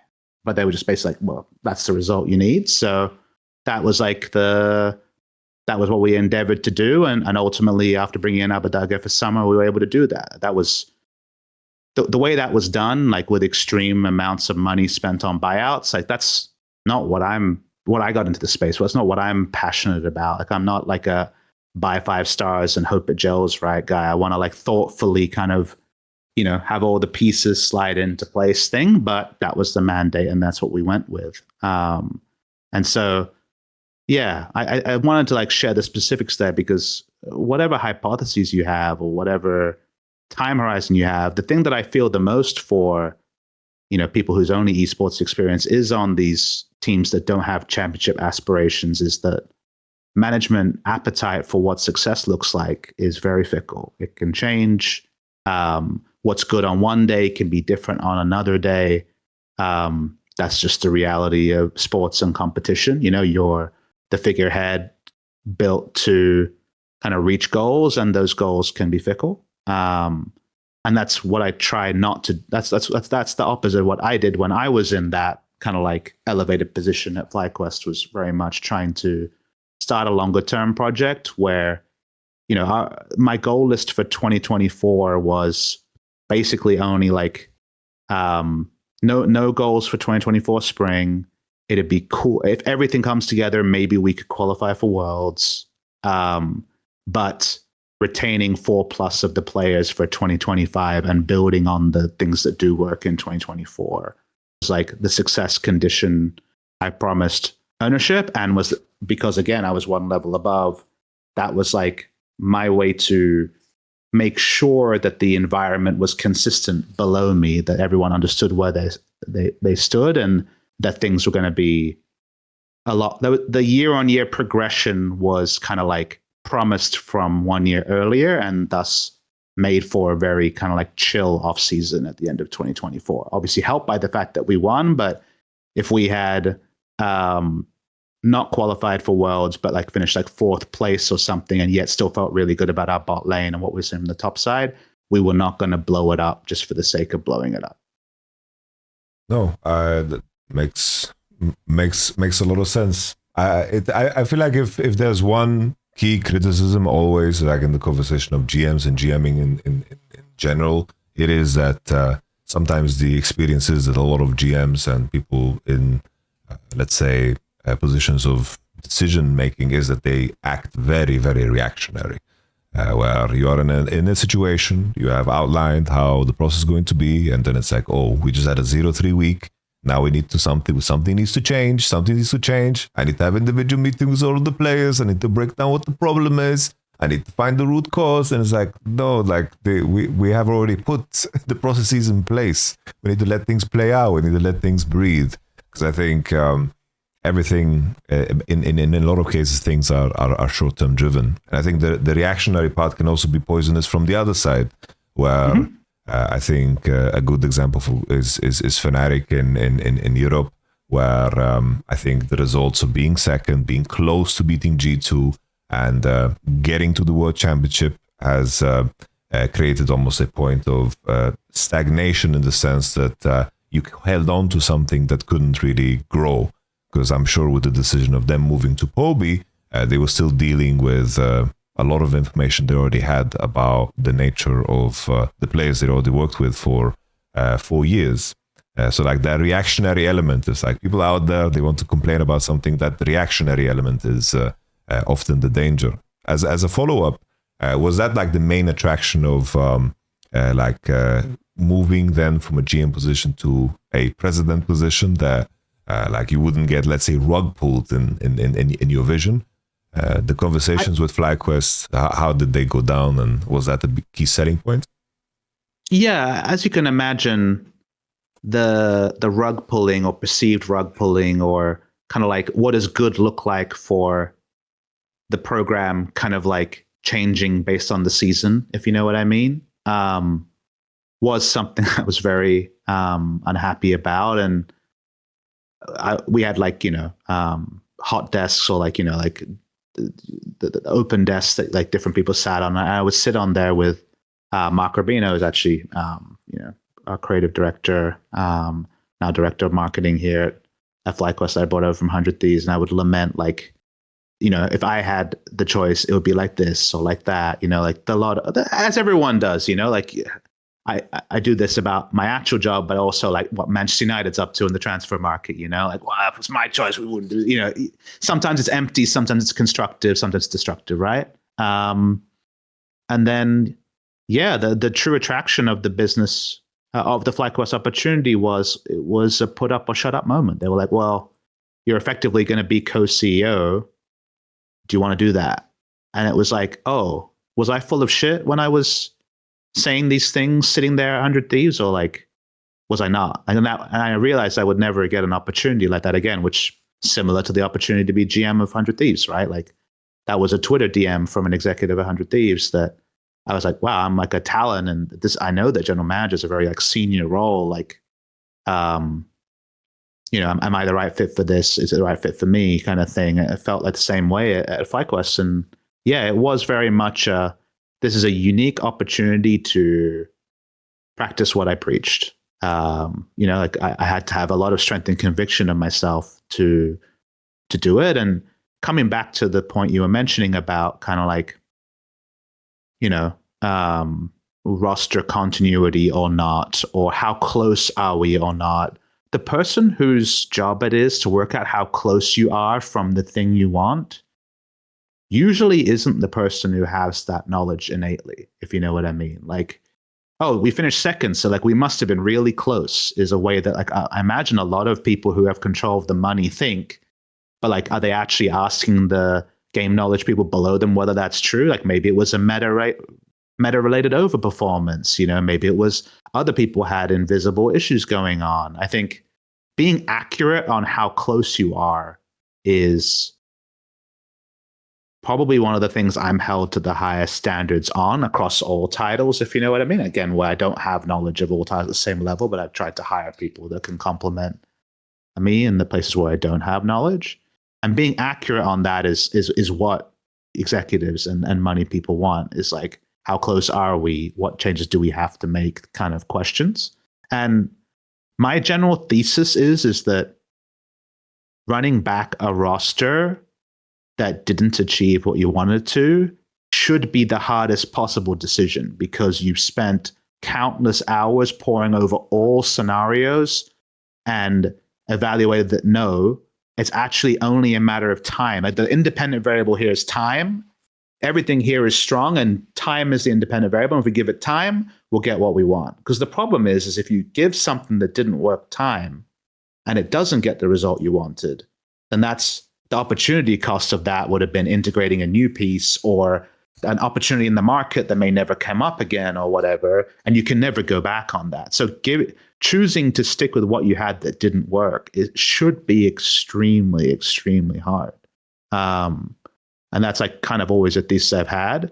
It feels ironic to be said from someone who, again, like, had a roster that stuck together for a long time, but that was because consistently we scouted the market, scoured the world, looked at our players, looked at the process and whether it was working or not, and sanity checked, okay, are our best days still ahead of us? Are we resistant, and do we have the right people in the room, and should we support them longer? Like, it sounds like it should be the easiest to not make any changes, but if you have ultimate control over everything and you have output-based expectations of, I promised I would win, I promised I would be top 2 or whatever, it's really hard to not change, if you know what I mean.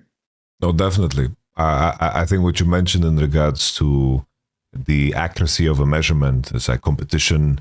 I remember the coach I always love working with. My favorite assistant coach is someone named Shaves, and I remember he sent me this speech that stuck with me. Is competition is running a race where you don't know the distance, you don't know how fast your competitors are, but you are gonna try to run as fast as humanly possible. And the metrics of your success, sometimes maybe you're an LCK and suddenly the top 3 teams have had a GMing off-season masterpiece with Genji, How Alive, and so forth. And maybe that's your competition, and the 4th place is good. Or the previous year, maybe where things are a little bit more in turmoil, and being 4th place is less meaningful. And on the topic of like the opportunity costs, like I mentioned Fnatic, we have, for example, Team Liquid on the other side. It was something that I was like critical of when they made the continuation of the same roster, because at least as an outside party, I saw that there were certain ceilings that were met, and I was surprised that they continued the same way. And then when you make a change in the middle of a season, the options, of course, are extremely limited. And I made the point with Fnatic where they are signing Poby now, which is it's probably the best option they have now, but the fact that they are in this position is the mistake that needs to be analyzed very, very critically. I think the part that people miss on your point there, which is like a behind the scenes kind of point, is when I heard you make that point, obviously the thing that you said that was very clear was,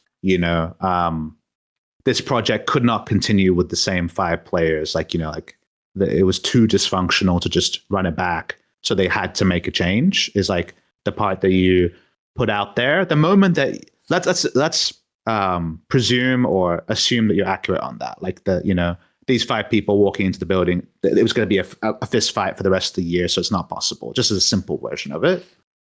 Then at that point, the crisis meeting is multiple fold, because I agree that Poby is not the most elegant solution to the goal of like supplanting the other top contenders and finishing top 1. But you and I probably agree that perfect opportunity middle of the year didn't exist. Whether even with reasonable finances, it didn't really exist. Obviously, there's probably a fuck off way to solve it, right? Like if millions of dollars or millions of euros shows up and it must happen, I guess it's possible. But that's not my presumption of Fnatic or kind of like League of Legends esports position as it is right now. Then the way I look at that change is the thing that you have to be clear of is who are the pieces that are going to be part of this project in 2026 and that I'm the most sure of, like who are my long-term pieces from this 5 that did pretty well, but ultimately kind of like petered out at the end of Split 2, strong regular season to poor playoffs, and are they set up to succeed as much as possible with the roster change that I'm making here? You know what I mean? Like you kind of have to like choose your ride or dies. You need to build around them. They need to be excited about the thing you're doing, and you need to go on there. Because I know that thing I was thinking about a lot until his re-signing was like when G2 was having up and down, but mostly poor results at the start of this year. Like, is Caps going to resign at the end of the year? Was like the biggest thing to wonder, right? Like Caps' contract was expiring at the end of this year, and they weren't having a great year competitively at the time. And Caps has never been a free agent on the market after his move from Fnatic to G2. And what ripple that would cause in the EU offseason was going to be a fascinating one to watch from the other side, because you need him bought in for the rest of the project to make sense. I feel like Fnatic has kind of like made their decisions. I couldn't imagine them starting Humanoid next year and having him as their focal player, like they've committed to some combination of the rest of the players. And maybe Poby is like a forced solution, but I would imagine an idealized version of Poby's skill set is what they think is the best way to get the most value of their other players and thus reach their goals. Is like my takeaway from it. I don't think it's the thing that like means they can now promise a top 1 finish, but I think it's like directionally where they want to go over a couple of off seasons. Yeah, well, I like my view would be like similar in the sense, but it's in the context of where it is in this moment. It's as if it's they're trying to salvage with the investment that they've had based on basically previous years, right? It's like the benchmark was always getting to the World Championship. Maybe there's deliverables, maybe there's financial things that are at stake coming into the next year. It's like, oh, we need to reach the World Championship. This is the best option possible because I think it's like in terms of the profiles, like I can still imagine. Like I was always very vocally defending both Humanoid, Razork, and also now like Upset Mickey. It's like these are very, very like tier 1 players regionally. And in the context, hey, look at my Flyquest team in 2023, bro. Impact, Speaker, Vikla, Prince, and some combination of Ayla, Winsome, Vulcan. Like those are players who previously found success or went on to find success in different. It wasn't like there was like it wasn't the FIFA ranking of our individual players wasn't the problem. It's in gel. Yeah. I'm sure you feel similarly about kind of like Fnatic has had a combination of extremely strong players for many years now. That's just the reality. It's pretty hard to mess up a Fnatic offseason thematically because theoretically, and maybe until recent years, your ability to draw players should be unlimited. You're fucking Fnatic. Oh, definitely. I think the point that I always made was if Razork was on a different team, Humanoid was on a different team, these are players that would be extremely, extremely like effective. And I think sometimes you're also when you're holding on to players like this, the ripple effect of letting them go in a region, sometimes one move can make such a big difference. I think something that has been discussed at great length is the G2 moving on from Mickey X and G2 like lowering twice. Yeah, twice. And that having such a big effect on the view of the region as a whole, where on paper there's a downgrade and a risk and assessment that they made. Roma also, I pressed him very hard on this, where I wanted the answers, but he's very, very good. He's very, very good in his work. And that can also have such a big effect on the region where certain players move on and they move into a different team. And I wonder how much of that aspect is also in the back of their mind, because before Humanoid joined, he was back-to-back champion. And there were conversations in many off-seasons where there was a G2 Elioya at hand or maybe a G2 Razork at hand. And it's interesting how a certain move like that could change a whole career and sometimes even a whole region in terms of strength and perception. I think it's hard to get over the baggage of underperformance when you bring in a tenured player like, Humanoid right after his success on Mad Lions. I think there is certainly like running it back for an amount of time makes sense, but at some point you do kind of have to apply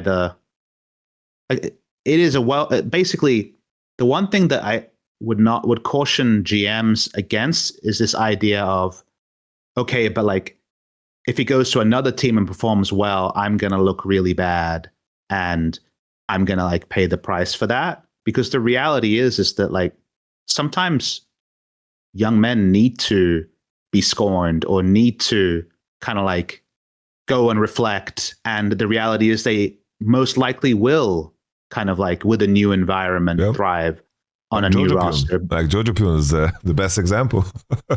Yeah, I had no doubt that going to Europe, going to a program like being the final piece, for Mad Lions, that Jojo would show his best self. Obviously it was a humbling year for him on C9 after kind of being a big fish in a big pond, then maybe a big fish in a small pond when EG was having their financial issues in 2023 into the C9 year. Like if you scout him, he passes the eye test.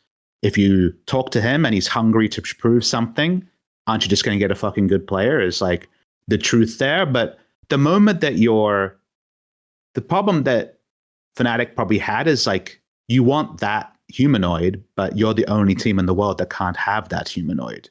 You can have a humanoid, which is the one that like finished second 3 times in a row, whatever the result was, and like is coming back and is comfortable. But I think the moment that you're resigned to the comfortable player that hasn't reached his kind of like potential in your org, and you're like hedging against this like other humanoid that you wish you could get but can't have, it's just like a losing mentality, I think. I think you have to actively scout the market for the player that within your org can be the player you want, that unfortunately you uniquely can't have. And then you have to let the player you have go, recognize that it's going to make a rival stronger, and have a process and the people in place to actually build the player that you think you can have within your org. And this isn't always the case. Like, I don't feel like, definitely I would imagine there was a lot of attention given to Jackie's at GiantX at the end of last year, right? After he'd had a really good rookie year where they, plucked him out of ultra obscurity. And then at times he looked like a top 3 mid laner in 2024. And, I heard unsubstantiated rumors about kind of big orgs wanting to come in and take him. And then because you're GiantX, who's like at the end of the queue in terms of desirability of org to join in the LEC, maybe actually there is no way for you to pull a Jackie's a second year in a row. You know what I mean? Like there's not an unlimited supply of high ceiling people that will come to your org. So maybe they have to hold on to the Jackie's they have and like build a project that makes sense for him to want to stay, right? Like, I want you to be the franchise player. You've done your part. This year I'm going to do my part. And then like, won't it just make sense going forward? It's like the vibe there. But for Fnatic, again, should be set up to succeed in attracting the best players out there. If the scouting is on point, then you just have to bet on your process. And it doesn't mean that you're going to hit, like you might have a spring split where you finish 4th and Humanoid lifts the trophy on another team. And you're like, fuck, that sucks. But A, that humanoid isn't your humanoid. And B, either you're building someone or you've learned something about building or scouting that you'll refine for the next one. And this is supposed to be a league that lasts decades. You should be able to think about short, medium, and long term. And I think taking the short term hit to reach a higher peak in the medium term usually involves taking a hit. You know what I mean? Like, it isn't just a bad PR cycle and then we win, lol, see ya. It's, oh shit, like we need to actually accumulate the experience and group and go through adversity to actually peak higher than the scenario that we weren't happy with. And I think to me, that's where people go wrong, is that you got to be more bold. And maybe that's just because I'm privileged. Like, at the end of the day, I always think about how can I do the most and build the most and be the most aggressive to become the best version of the thing I promised, because thinking any other way would tell me that I shouldn't be here and that I should go do something else. And the privileged side would be like, I was a successful broadcaster. I have a college degree. I've put the pennies away in the bank. Like, I can walk away and be like, I tried to achieve things my way. I did or didn't, and I accept those consequences. And I think the security to think like that allows you to be clear in your thoughts on, am I where I want to be? If not, how do I build to where I want to get? What are the variables? Do I have the right people in the room? All right, let's follow this, be patient about it, and learn and make mistakes. And I think that's maybe a luxury that more people don't have, or maybe it's a reality that people don't see that would actually like make it more free. I think when you're free to that thought process of, I'm doing it my way, it's sports, if I'm wrong and I'm fired, so be it, I think that actually really elevates what's possible. No, I have pretty much lived my whole life in the pursuit of having the freedom to choose.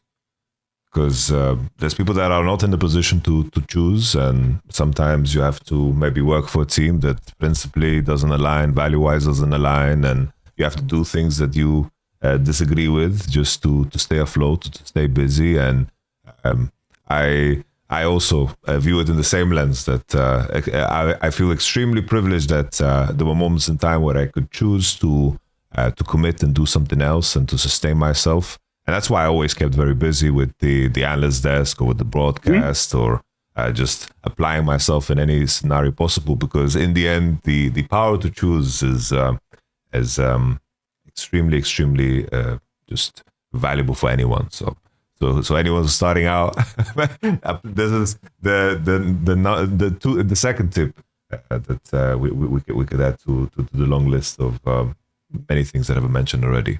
What I wanted to ask you is through the lens of everything that you've spoken about already. We talked about Europe in terms of because I'm sure you've already had this exercise in your mind.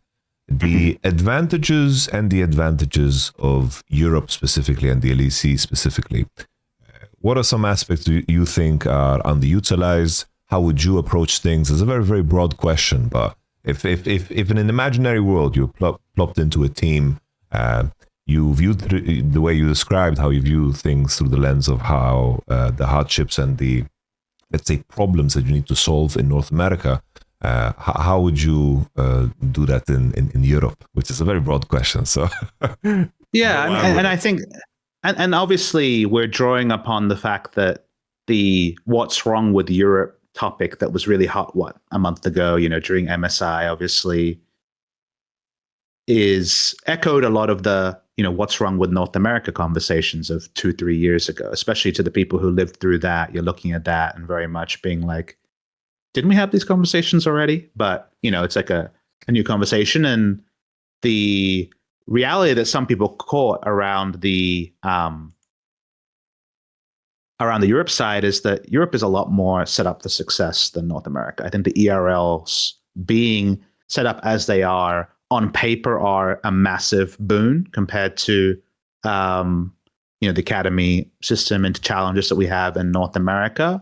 But under the surface, there's actually some tricky things there. I will say that one of the things that is very different about the ERLs as they are in 2025 versus where they were in, say, 2017, 18 is that the ERLs have been win now for quite a long time because it's about making it to EU Masters, it's about winning a local league. They haven't really been about development, but because they had such a big talent pool, there was development that was happening as a byproduct, versus academy challenges teams theoretically could have been set up to stack talent. They weren't really in effect, but the bigger player base allows you to do a lot more. That's the thing that obviously we struggle with in North America is player base domestically. And because there is so many, I guess, amateur to semi-professional to professional tier 2 League of Legends happening in Europe, the opportunity space there is so big. I think on a simple level, people will say you should have an academy team, and it's something that comes up. And I think I struggled the most with that question because I was a staunch academy defender for a long time, ran a third team, etc. And it's saying yes to the budget for the payroll of an academy team, because it can add so much value to your competitive program is absolutely a way to think. But when you look at how academy teams were actually integrated and when you look how, I feel like League of Legends, the LCS wasn't ready for academy teams. You know what I mean? They didn't really understand what they were.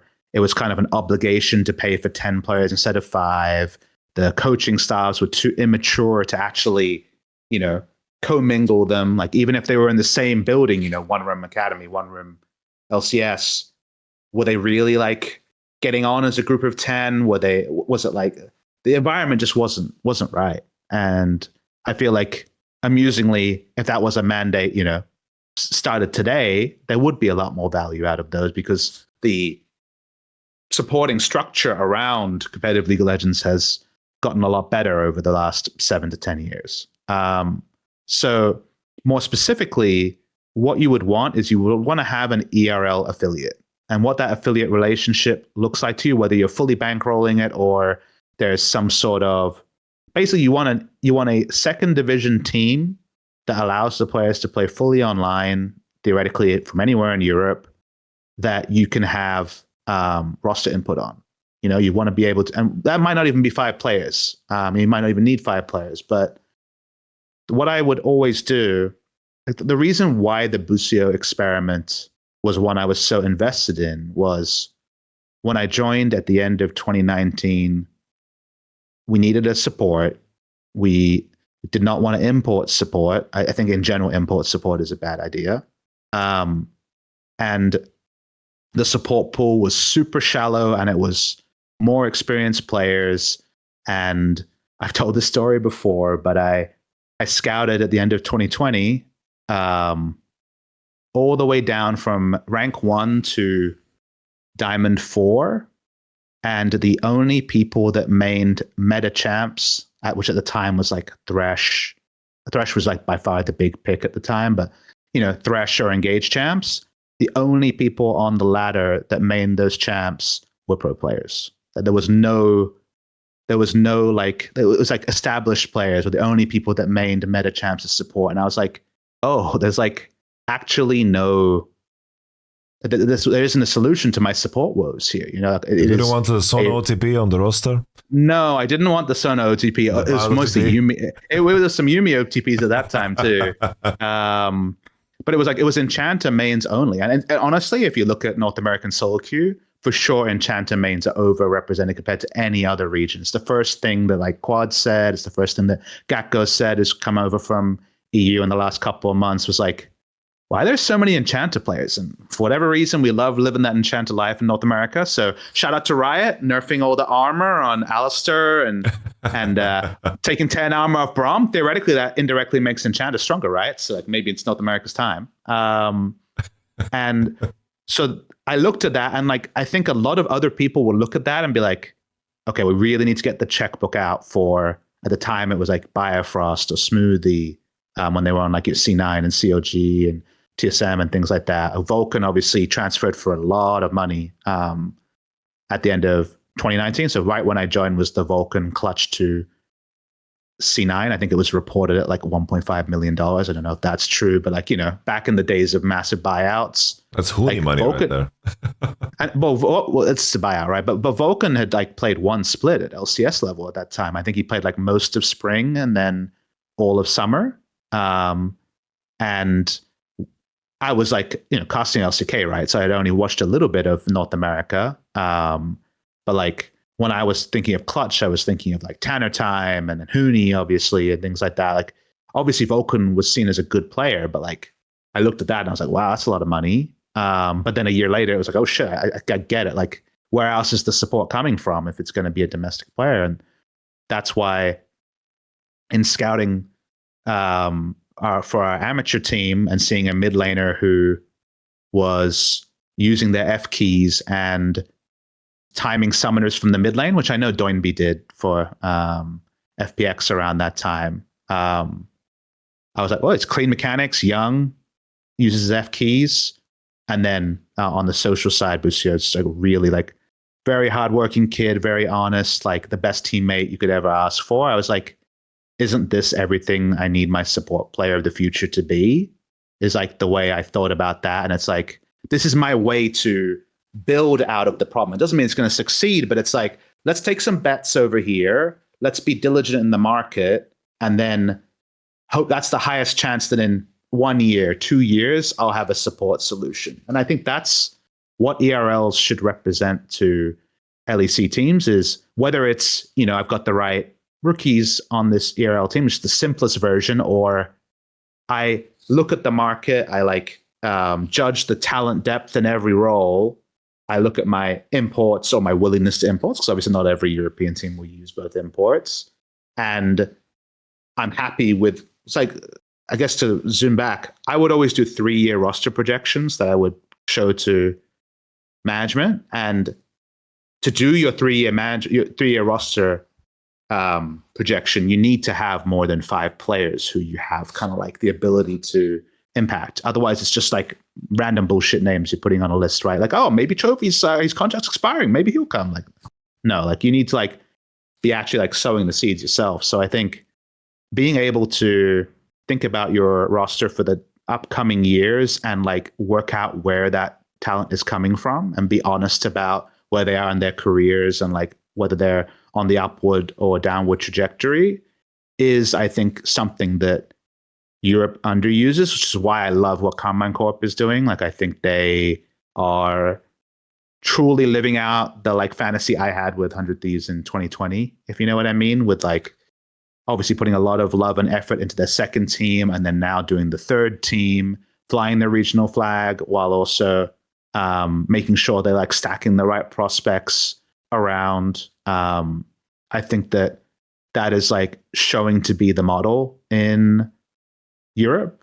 And that's obviously a more capital intensive version, but whether you run your own academy team or not, it doesn't take a lot to form a partnership with another org. You know, like we all know of the money woes there and things like that. Like whatever you're offering, whether it's access to your scrim information or access to your coaches or a bit of money, or even let's get into like some of the football territory of like, you know, we have roster input on X amount of players. If they promote, we'll give you a payout, like whatever it is, right? Like incentivize it for the second team, like vet them well to know that they're capable of things there.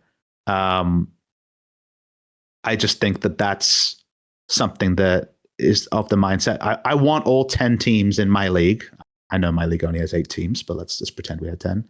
I want all 10 teams in my league to be thinking that way and pushing the envelope forward in novel ways. And I think that's the sort of stuff that I would like to see in Europe more. I think that I like the Europe ecosystem this year in terms of there's 4 interesting competitive teams. I think at the same time, the like the domestic scene got stronger, but the let's beat Asian teams in the best of 5 maybe got weaker in 2025. Like some consolidation of Koi and KC and G2 and Fnatic, I think could take wins off, you know, LPL2, LCK 2-3, etc. That doesn't currently exist right now. And I think that's fine because I think a lot of things are being tested and road tested in Europe. That means that Europe will be in a position to be competitive in 2026 or maybe even by Worlds this year. The scene is definitely richer for Koi and KC becoming relevant contenders. And I think that the European fans don't see that right now. And if you are a casual fan or an internationals only fan, I don't blame you for it. At the highest level, what you're looking for, which is dubs over those teams, is not there, clearly. But from the systems or process visibility perspective, see a lot of good work being done below the hood that tells me that they'll get there eventually. I fully agree. I think in the context of the LEC this year in comparison to last, it was, I think that LEC was lagging behind in many different ways before. Ibai had this turmoil with Koi and Rogue and all that issues. Casey was just starting out and they're figuring their stuff out. Like they hired me and decided to go a different direction, started over from scratch, right? Like they figured out a lot of things. I already mentioned like the Rogue thing. It's like everything goes in cycles. Like we even saw it in Korea, right? In 2018, 2019 were big rebuild years for Korea, where Sandbox, Griffin, and Damwon just came into the scene, and they needed to build the experience and needed to be involved for a longer period of time. The LPL currently, it's like the LPL in terms of how the teams are built. Like the talent is definitely there, but when I see, you know, coaches being fired, like maybe 4 or 5 of them already have been fired mid-season, in terms of where the planning landed and how the play distribution is and how the talent distribution is just not in a right place. And it's important to highlight how fragile sometimes things are, especially what people pay attention to. Because we mentioned before, it's like Mickey being removed from G2 and the international performance is being worse is suddenly, the shadow that now covers the whole region, when in reality, looking back at previous years, Fnatic being like the second best team and always having the same issues internationally, not challenging G2 appropriately, because I think in none of those best of fives where G2 played against Fnatic, anyone ever thought that Fnatic would win, because it was kind of like a repeat of the same thing over and over again. But definitely we've reached a point in time now, especially with Na'Vi coming into the picture. I'm hopeful for the things that can be. I mean, Na'Vi is an org that is if you're only League of Legends brain, like me, 18 months ago, I didn't really follow Counter-Strike. Na'Vi was an org that ran a team in season 2 that went to OGN, so I watched them play there. And then I heard they were good at Counter-Strike. That's like all I knew about them. But Nada Sincere is an org with an insatiable demand to win. People will. I imagine the cast will say this line a lot, but Nada Sincere literally translates to built to win. So they have a lot of fans. They represent a new region. Like obviously Ukraine is not something that has been big in League of Legends at any point. It was just Gambit, for the CIS region into almost nothing. So it's cool to have like another regional thing. I hope we have the tournaments there in the future when things, are possible. But I think Na'Vi is just a really powerful name that will figure it out. Like I think they're already doing some interesting things in the short term. Like people are looking at what they're doing. Like my understanding is they have like, how do I pronounce the name? Tiger, their jungler starting, and then they've already signed their jungler for next year. Like that's a very aggressive thing, and I see a lot of like ex-LEC players be like, "Isn't that fucked up?" And it's like, from the player's perspective, yeah, like it's like from the human perspective, it's like, what the hell? Like I just got here, and like I'm, my obsolescence is already kind of like predetermined, Like it's weird that like they just joined and they have a doom clock. Like the jungler has a doom clock over his head, the same that the 100 Thieves players do, because of course their org is exiting. But Na'Vi isn't exiting. They've just decided that they needed a player now, and they needed a player for the future, and the player for the future couldn't come now, so they signed both. And that's the sort of kind of like aggressive decision made that might blow up, right? Like there's ways that goes wrong, especially because they're new and don't have like a reputation or a connection with the League of Legends fan base. But that is a way to win. You know what I mean? Like that is a way to corner the market. And if the worst case is like, oh crap, like the jungler we signed for now was way too good, and this new jungler is shaping up too good, which one should we have? Oh wow, what a terrible scenario to be in with two great options, which Na'Vi / Rogue had no good options ever, and no one wanted to go there. So I think that's already cool. One topic I'll bring up to your point around kind of like the woes of Europe that I think about is like, I feel like scouting in Europe is something that I'm worried about. And the reason why I bring this up is I obviously reach out to like, European GMs or people who know the European scene and just kind of chat about things, especially after all the kind of like when the public discourse was happening around MSI. I wanted to get a read on like, what do the European people think? And there's this like refrain that there's just no talent in the ERLs, like there's like people whose job theoretically it should be to find, the best possible talent for their roster, who are like, well, these aren't good players, so we have to like import. Like people were trying, I had a few different people tell me that like there's Turkish players who are hard to get visas for, there's up and coming talent from that region, and then there's nothing else, if you know what I mean. So it's like, what can we do? And it's like, okay, well, if we can scout, that cannot be true. There's just too many players, right? Now, my assumption, I'm always going to think the best of people. That's just how I have to live my life. They can prove me wrong, but I'll try to believe in them. The glass half full is, I will say that the ERLs being win now for so long means that there's a lot of recycled players, right? There's a lot of people who had a split or a scenario in the LEC and then went back down to ERLs. And maybe these people are like dismissing all of those, and that's why there's like less names there, which that's not the right way to go, but I could understand that as like a thesis. Now, if you're saying there isn't visible 17, if they're saying there's no visible mid lane pool, like what year was that? Was it 2017 or 2018 when Nemesis and everybody was coming up? That was 2018, right? It was I think it was end of 2018 was when end of 2018 into 2019. Yeah, it was Nemesis, Humanoid, Nemesis, Humanoid, Larson. There's another one. There's four, right? Regardless, let's say Nemesis, Humanoid, Larson all came up at the same time. All their contracts were expiring at the end of the year, available for free, ready to go to the LEC. Some of them had like already done an apprenticeship in Turkey already, and thus had an inland experience. They were all ready to go, and future the franchise mid laners. Where's my crop of 2018 and 2025? I totally believe that doesn't exist. You know what I mean? Like that, but there's also just so many players there, and what you need as a team is so individual based on kind of like the composition of players you do want to keep and the things you think make a good player. Like, what is it? Like, I talked about what our biases are for scouting. Like, theoretically, all of these teams should have their own profiles for what they look for in a player. That isn't just an algorithm or gamesoflegends.gg or an eye test. It should be some thesis you have. There just has to be players out there, that would actually be a great value add to your org.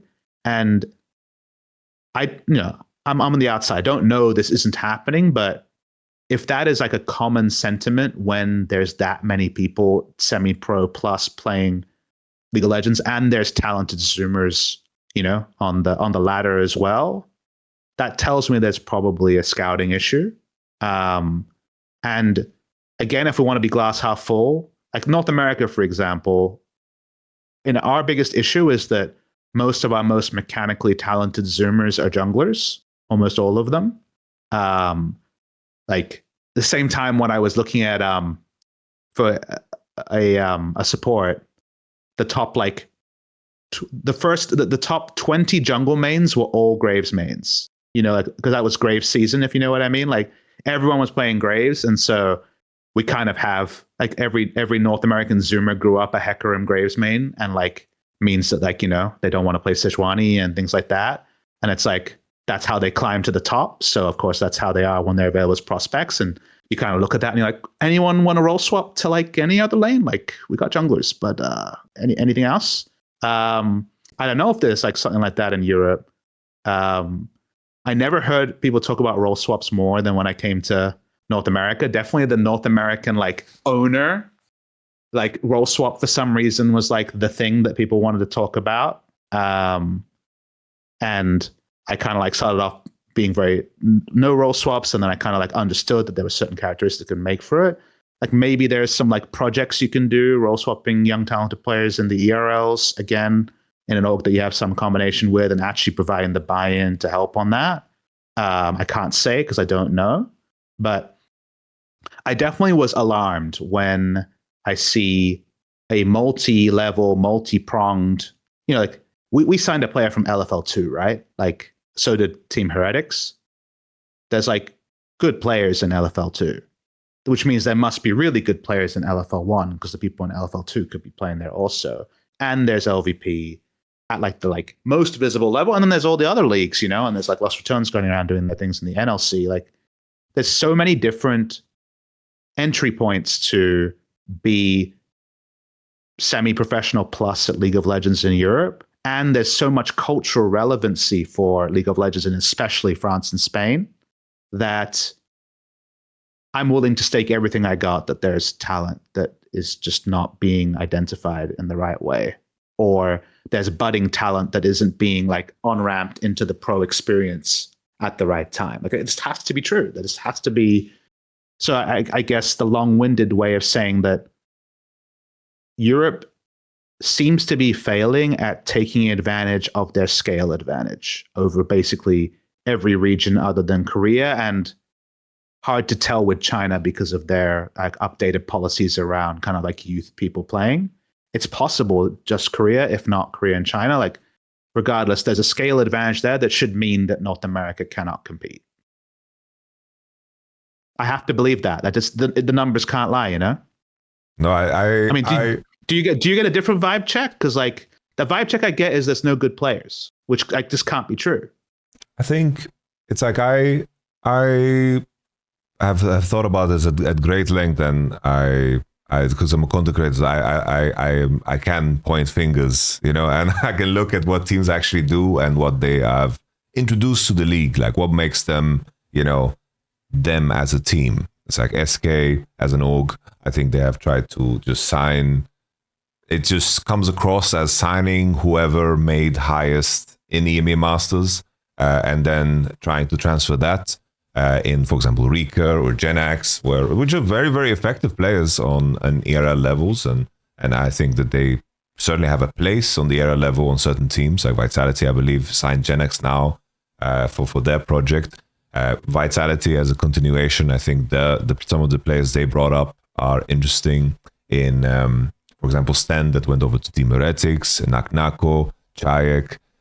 There's teams, I think, that have carved out that niche for themselves in terms of utilizing players that are on the come up and also have utilized the academy because they stand out, Vitality and Team Heretics specifically.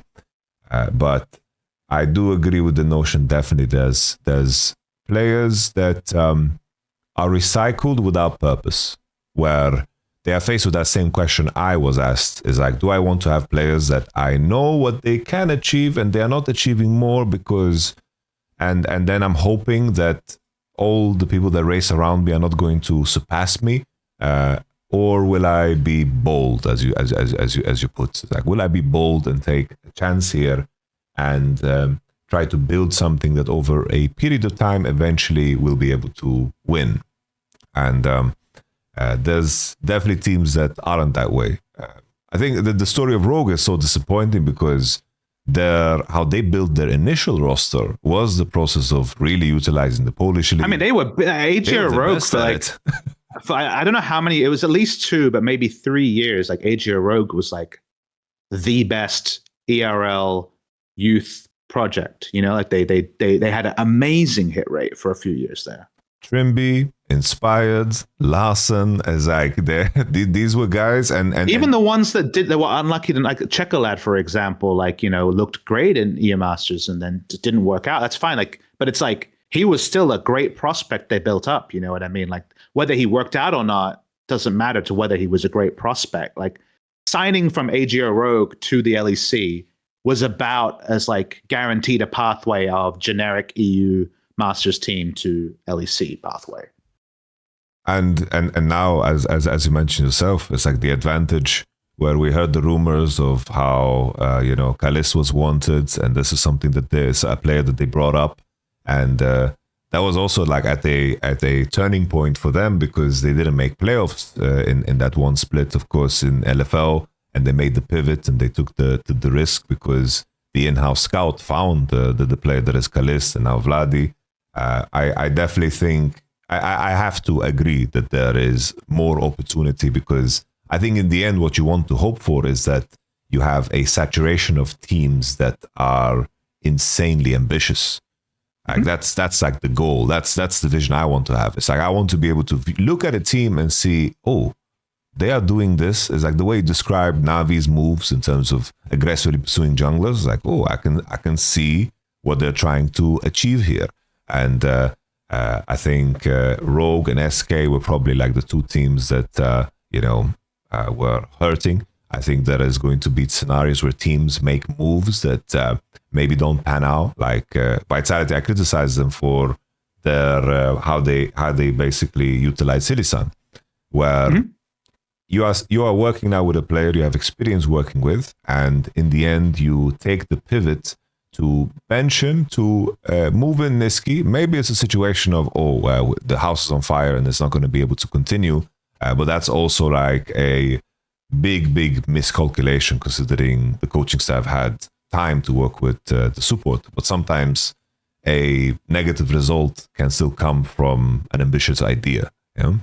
No, and like the idea is something like you and I both know Niski quite well. Like you more than me, but like he's always like one of the most gracious, sociable guys. So I've had a lot of good conversations with him, even though if I haven't had the privilege of working with him. And if you told me like, couldn't Niski be a great support? I bet fuck yeah, he could. Like, of course he could. You know what I mean? Like, he has all the potential for it. But then if you look at the tail of the tape, or if you like rewind history and consider the moment where they chose to bring in Niski, when they had a top side of Naknako, Linkus, and Chayek, Yeah.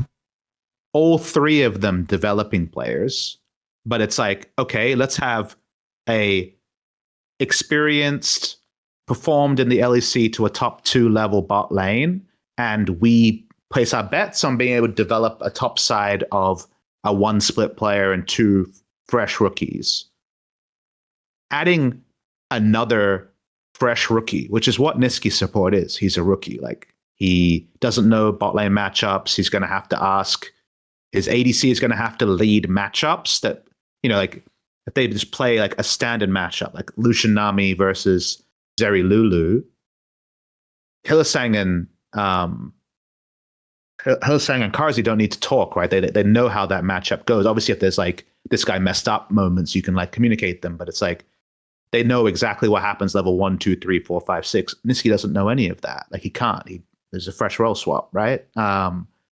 So your AD, who's been, you know, praised for his shot calling, is going to be mostly focused on his support just to get through the laning phase and things like that. And then, so you're going to lose the value that that Karzi could give if he could zoom out his brain a little bit to like kind of command the other pieces on the chessboard, like Prey used to, and like Karzi has in his better days from the ADC role. And the part that I also kind of resonated with him on the human side is like, can Niski be Niski, i.e. like great teammates, supportive, bring people around, support them in and out of game? Can you be that if you don't know your role and all your teammates can hear you asking questions? Like, you're basically like a student on the job who's like a mature age student, you know, like the 30-year-old student with like the 18-year-old lecturers. Like, it's very hard for you to like actually kind of like be a cultural leader if you're still working out how to do your job. You know what I mean? And I looked at that and I'm like, that seems like a crazy overcook. Like, of course it could, like the version that worked is like, holy shit, they like pulled off a unique solution. But my thesis always was like, for an academy team, right, where if I have 2 prospects I have a lot of investment in, the 3 other players need to know their role well and be good kind of like mentors, or at least not be culture positives or culture neutrals. Like, I can't develop 5 people at once. And so that's a tier 2 level.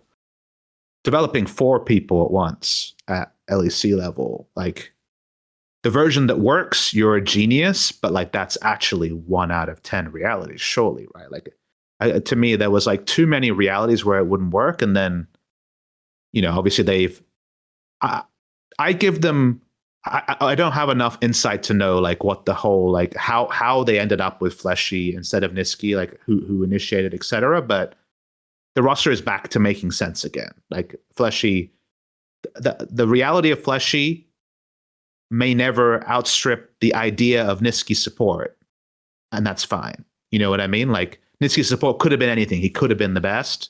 He was, in the end, a rookie support who had good moments and had bad moments.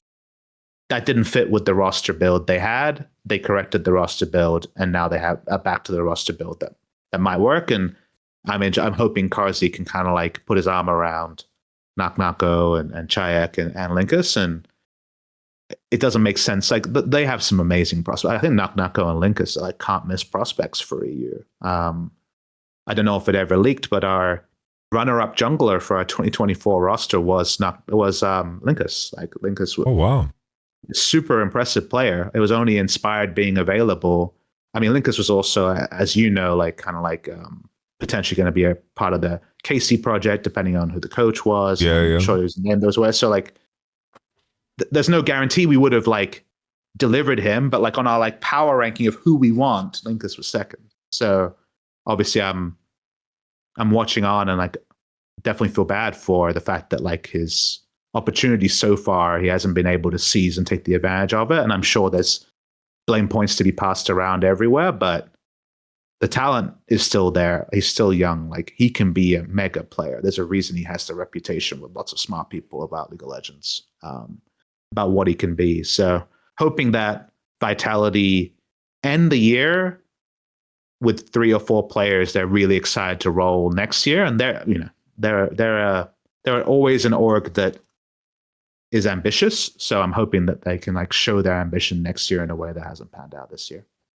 Oh, it's interesting that like Neo, a good friend of mine, because we have history, obviously, I was on Vitality and so forth, and he did I don't know if it was an interview or a podcast, but he did say that basically the coaching staff is out if they don't make top 4. I saw that, which was very aggressive. Yeah. Do you think but with what because that's also a very interesting conversation of where the rest of Europe is. It's like the top 4 is very strong. It's like what determines success? How do you measure it? Because that's obviously, once again, it comes to question. It's like, you still have a very fresh roster, a rookie roster. What was the overarching plan? Because then again, this is the second year of the coaching staff. So my take on that is obviously influenced by what I told you about before, right? With kind of like feeling a bit rug pulled at the end of 2020, or like the stakes of the game changing for 100 Thieves from a 2-year plan to like must win now kind of vibe. I don't know what that one public blast, because that's a very aggressive thing to say, is like shape up or you're out. I don't know what motivates Mac and Pad. I have immense respect for them. Obviously, they don't have anything to prove, right? Like they are a wonderful coaching duo that currently aren't providing results. It's like the best way I look at their situation. And I don't know what's happened backstage in terms of like, did they get everything they wanted? Did they get the budget to get everything they wanted? Because I don't have those variables. If you ask me to like guess, I would guess based on their decisions this year that they got a lot of space to do what they wanted to do. You know what I mean? Like I'm guessing that within reason, they had the budget and the buy-in, because of course they are a very well-known coaching duo, to enact their plan. And it's 1.5 years in, and they're not going to be happy with the results of the plan.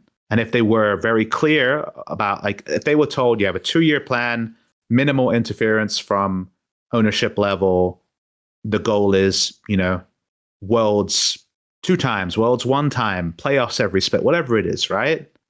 I think for an org like Vitality that is like an embarrassment of riches on the CS side and well capitalized and have a lot of fans, they have not delivered the results for that. So in the end, I hope that they were not surprised with the public communication. I obviously don't know either way, but if they miss playoffs in summer or split 3 and didn't change coaches for 2026, I also would have been surprised. You know what I mean? Like, it's Vitality. They're not known for being patient.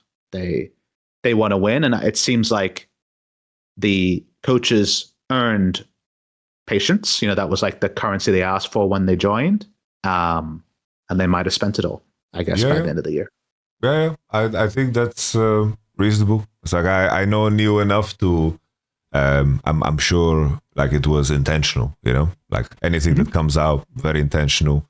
I probably wanted to cement a very clear message in terms of what it was. It talks to the fan, but it talks to the fans as well, right? It's him talking to the fans saying, either we're all going to like this or there's going to be a change and you're going to like the new direction. Like, there's no like, this is fine side that Neo chose. On the CS side, it's like I watch plenty of CS. I just got into it. It's like I'm co-streaming the first event ever now with because nice. For me the CS circuit is just perfection, and I think there's a lot of lessons to be learned. And I was like you mentioned, like Navi and how exciting they are. It's like a couple of weeks ago I was watching Navi Youth play CS, and Navi Junior. They have the. If that's the identity that takes shape with that team, I'm very, very excited. Let's do something that if it got clipped out of context wouldn't make a lot of sense. Let's give Rogue some praise. let's do that. And the way I'm going to do that is that if you look at it, wasn't their business model from 2020 onwards to sell their players for high buyouts to North America? And were they not able to do that successfully multiple times? Like the transfer income they would have got from Hans Sama Inspired alone would have been a lot of money. And people always talk about like, how do you make money, sports, blah, blah, blah.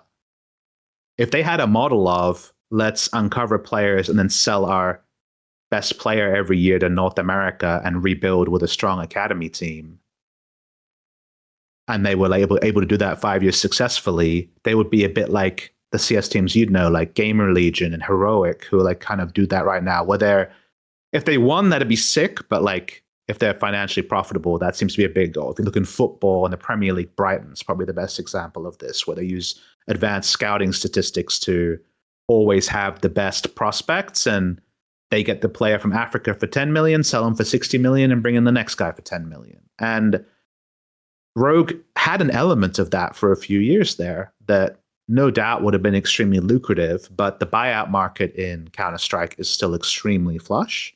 A lot of money still being spent on buyouts, a lot of money being pumped in that scene.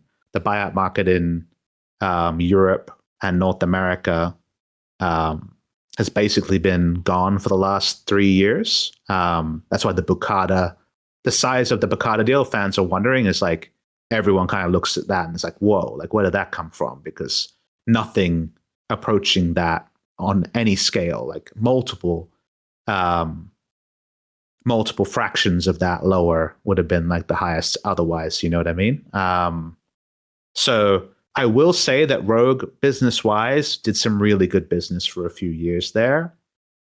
I don't know like if the chicken or the egg came first, but like when the North American appetite to buy out players went away, so did all of Rogue's relevancy. So who knows about that? But I will say that Rogue was very successful in making a lot of money, which I know like fans are like, I don't care about that, but which is perfectly fine. Like I get that, but they were able to get an indicator of success. Like, money for your company is an indicator of success. They were able to do that a few times. So I think that's like the only unique thing there is what you see in CS with like is kind of downstream of buyouts not really existing. It seems like they're happening a little bit in the RLs though, but the scale is just totally different. If people don't know, like prospect players in CS can sell for millions of dollars. So it's just a different world for sure. Definitely. For on the Rogue side as well, they were also very close to just winning the LEC championship. It was the infamous and they did win sweep, and they did win. Yeah, that definitely happened too. Like there were years that were extremely good. So like even 2020, I remember that best of 5 where they played against G2, like the powerhouse G2 that went to 5 games, and it was like the initial years of Rogue were very, very good. There just seemed to be a mix of like with the Polish ERL scene also stagnating and kind of almost like borderline dying. It had to be like revived and so forth. And I don't know if the timing was also the synergistic nature together with Koi. Not that I blame Koi for what they had, because obviously they inherited, a circumstance that just wanted to cut out and just save money at all costs, and that was, of course, a synergy that didn't make sense at all. I wonder if that's just what it came down to. Like I think the assessment that it was no longer lucrative is definitely at the center of this. For sure. In terms of the main thing that was sparked, is ERL talent underutilized. I could point to teams. I'm hoping Navi do it. I think SK could do a better job. But I think that, and then I think the main thing as a mainstay team that is up there, I think Fnatic is a team that has not played their position well over the last couple of years. And I think I like to point fingers because I don't like to be vague. I really like to point fingers, And I mean, G2 obviously like went full into kind of like making the right transfers and using their brand and success into making sure they had the best 5, because like it's only now people are like, wait, G2 Arctic, like, who's this support player? He seems pretty good. Like, the Alvaro super bot lane of that roster is like one of the things people are noticing. Like, there was a good chance that I would become an LEC GM for 2023 instead of coming to Flyquest. And actually, the player that I did some light scouting for like 2 weeks when it looked like it was going to be real, and the player that impressed me the most was Alvaro. Actually, at that time, like, he was the player I was really excited by, because he started mid-year for G2 Arctic in 2022, and his first 4 games won MVP, despite being like a fresh player who'd never played at LVP level. He was like unbelievable Renata player already at that time, obviously already, and is very good at Renata now. I just looked at that and I'm like, wait, like, who's this kid? Like, he must be really good. So that was a good eye test. I passed the eye test on that one. That was the one player that came out of nowhere that I found at that time. But that just has to be more out there. And yes, ERLs have a lot of players who played multiple splits in the LEC, or older players, etc. There's a lot of like realities, but it's also like I'm framing it like ERLs being win now overall hurts development. And I think that's true. I think there's less prospects if people are trying to win, because why take on a rookie when you can go for a player that already did it at a higher level? But that being said, if you're smart and you know that everybody else is going win now, doesn't that mean that your rookie academy team or project or partnership is going to be against a very high baseline test, and thus if they're performing against those players, you can be even more confident they'll be good in the LEC, rather than wondering, well, I mean, he's just beating up on other rookies. How good is he? Like, I think there's like ways you can look at a reality that doesn't suit you and make it suit you. And I guess that's the guiding hand or the force that I'm maybe not seeing in Europe is, okay, totally get it is how it is. Just like I look at North America and I have to look at the realities of it. But there's always an angle to make that work for you. And we don't have 10 teams in the LEC doing that, and we don't have 8 teams in the LTA doing that. And I think that's what I wish. Iron sharpens iron is the best way to think about the world. Is like, if everyone's doing their best version of themselves and you're able to stay ahead of them and you're confident they're going to continue doing that, that's the way you actually have that rising tide, 100%. I would hope through, especially with the LFL and LVP, I'm not fully aware of how the like if it's a franchise system in place, or you can qualify through LFL2 and so forth. I'm not fully aware of all the details of all the URLs. I'm aware of few, but through that process, I would hope that let's say the natural selection of organizations that are capable of let's say effectively finding ways. It's like if the top orgs are getting all the players that have won and are continuously winning, there needs to be room then for someone with a different approach to pick up all the outliers. I feel like that's over time should be the natural process, but maybe that's me being naive, or because it seems so simplified.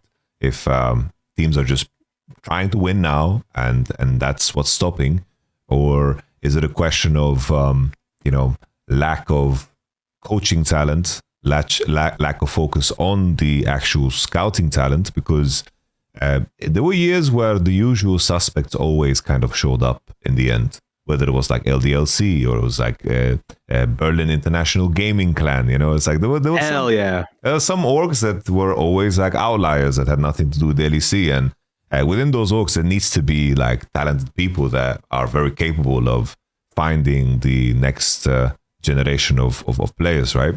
Because they are facing with the same problems that you are dealing with in, of course, your position or anyone else. So I'm hoping that over time, it's also something that will utilize and actually be will like the players will show themselves eventually. Yeah, look, the confident point that European fans should have is that I'm certain that with the level of cultural relevancy and player base of talent in Europe West, Europe will rise again. I think already you see very obvious projects like Carmine Corp that are going to be outlier positives. Like they're clearly doing things right, and it's not that easy to replicate what they're doing. You can like have the same amount of teams, but the cultural cachet and the fact that they're tapping into the France market, like the fact that they'll have a fan base even for their third team is like very hard to emulate for a team with a smaller fan base. But I just think those variables will set Europe up really, really well. And the only way to feel down about Europe right now is to say, all I care about is international results, and we're not beating the top 1/top 2 team from X region. Therefore, my region is a failure. Like if you want to think about it that way, if you decide that's your whole thought and you don't want to put any more research or thought into it, then fair enough. But if you zoom out and say domestic competition with discrete fan bases and different hypotheses for success, where it's like G2 get the best players versus Carmine Corp build up their players versus Koi like have a clear culture, and any addition needs to like buy into the culture of the 4 players and coach. Obviously that the numbers can change. Like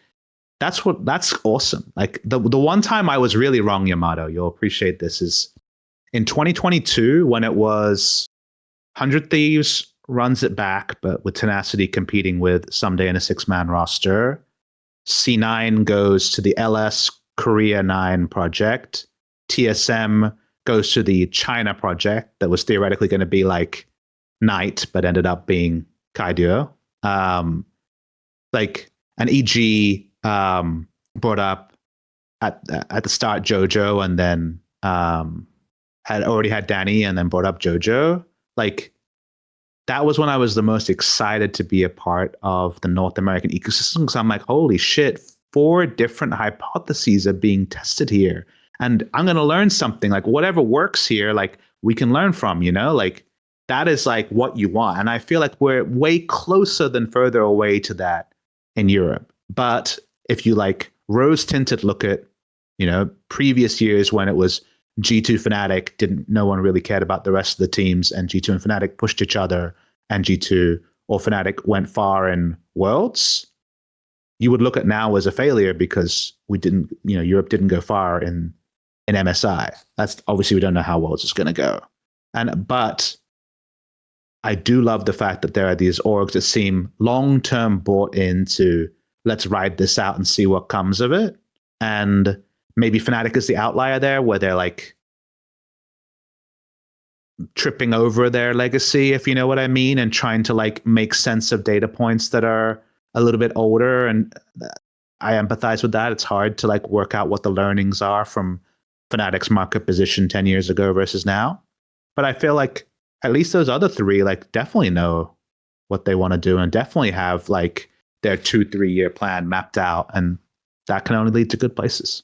That's my naive yet true take on it. No, I agree fully. I'm very, very hopeful, and in my commentary, I'm always pointing fingers because I think it's the easiest way. Yeah, I hate. It also gets the most impressions. Yeah, Yamato.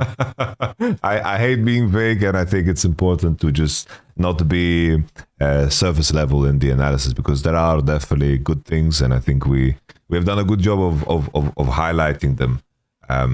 Something that I wanted to bring up with you was in regards to LTA, as in regards to where the state of the league, there's like a lot of certain points that happen in time where my thesis on someone coming back to a project is continuity. I think if the best example that I always bring up is Game of Thrones was something that ended very poorly in the eyes of everybody, pretty much, and the fandom around it just completely like evaporated and turned it very like. Have you tried going? Have you tried going back and rewatching it? I haven't, because so I lived through it, right? Like like it was. Yeah. I was older than you, but like I loved the show, right? Yeah. I loved it so much that I because I had read the first book before the show started, and then the first season was like better than I could have visualized from reading the book, even though the book is, beautiful book, like George R. R. Martin's like word choice and like the settings he would describe was so luscious, but then the version that I got was like so good that I was like, wait, I don't want to like read all the books and spoil it, even though obviously the books haven't got to the end of it. Like I want to like delay my gratitude and enjoy it for like 10 episodes a year for 8 years rather than just like rush all the books right now, Yeah. And then look, the ending sucked. Let's be real. And then it got to the point because no one really talks about Game of Thrones anymore. Like it's been reduced to like what a shit ending, lol. Yeah. Kind of like, and so like 2 years ago or 18 months ago, I was like, why don't I like try rewatching it from episode 1? And I watched the first 5 or 6 seasons. It was so fucking good, man. It was so good. It's still good. If you rewatch it from the start, you'll really appreciate it. But like, it is totally poisoned in our minds. Yeah. And that's my analogy for, of course, the LTA currently. I think in the context of the legacy, I think people want continuity. I think it's impossible to watch a show if someone presents to you and says, PapaSmithy, there's a show. There's only 3 seasons, and for some reason they canceled it afterwards. But those 3 seasons are amazing.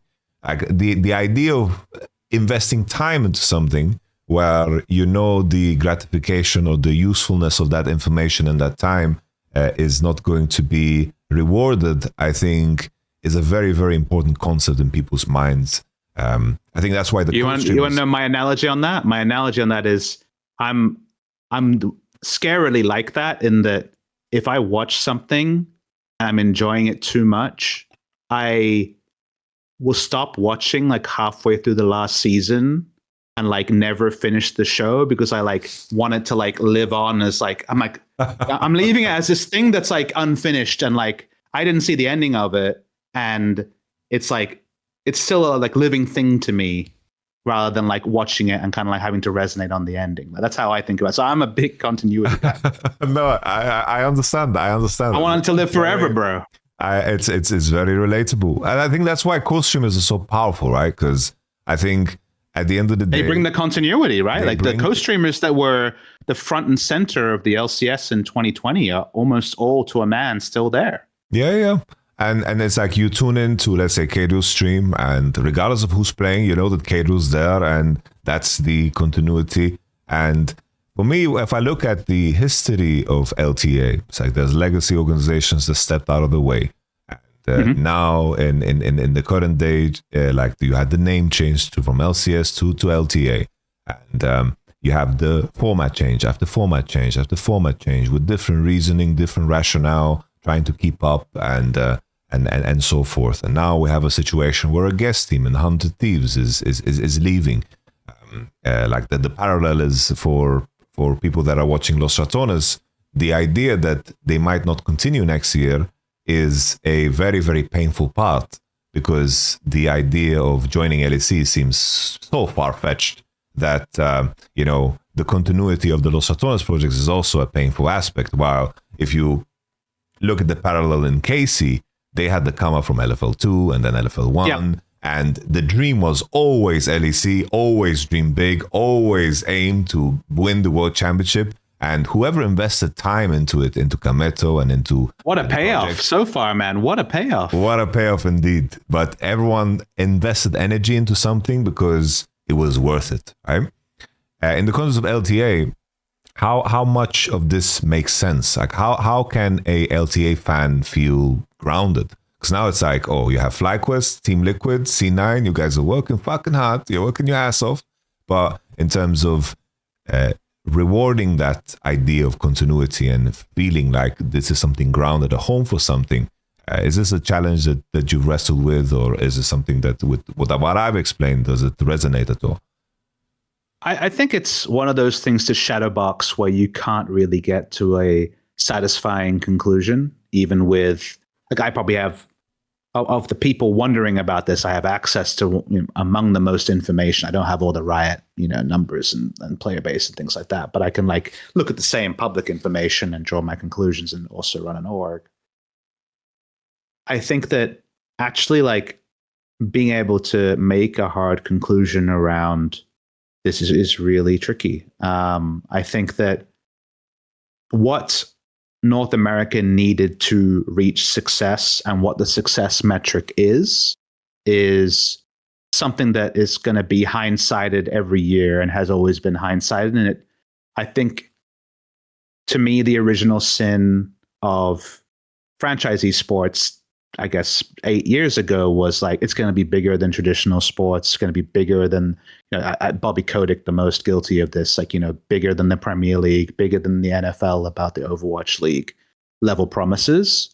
And the moment that that's what you've kind of like internally like socialize or publicly socialize as like the success condition, like, this was never set up to become that. Like the variables weren't there. It was just like, it was reducing everything to glass half full beyond any level of reason.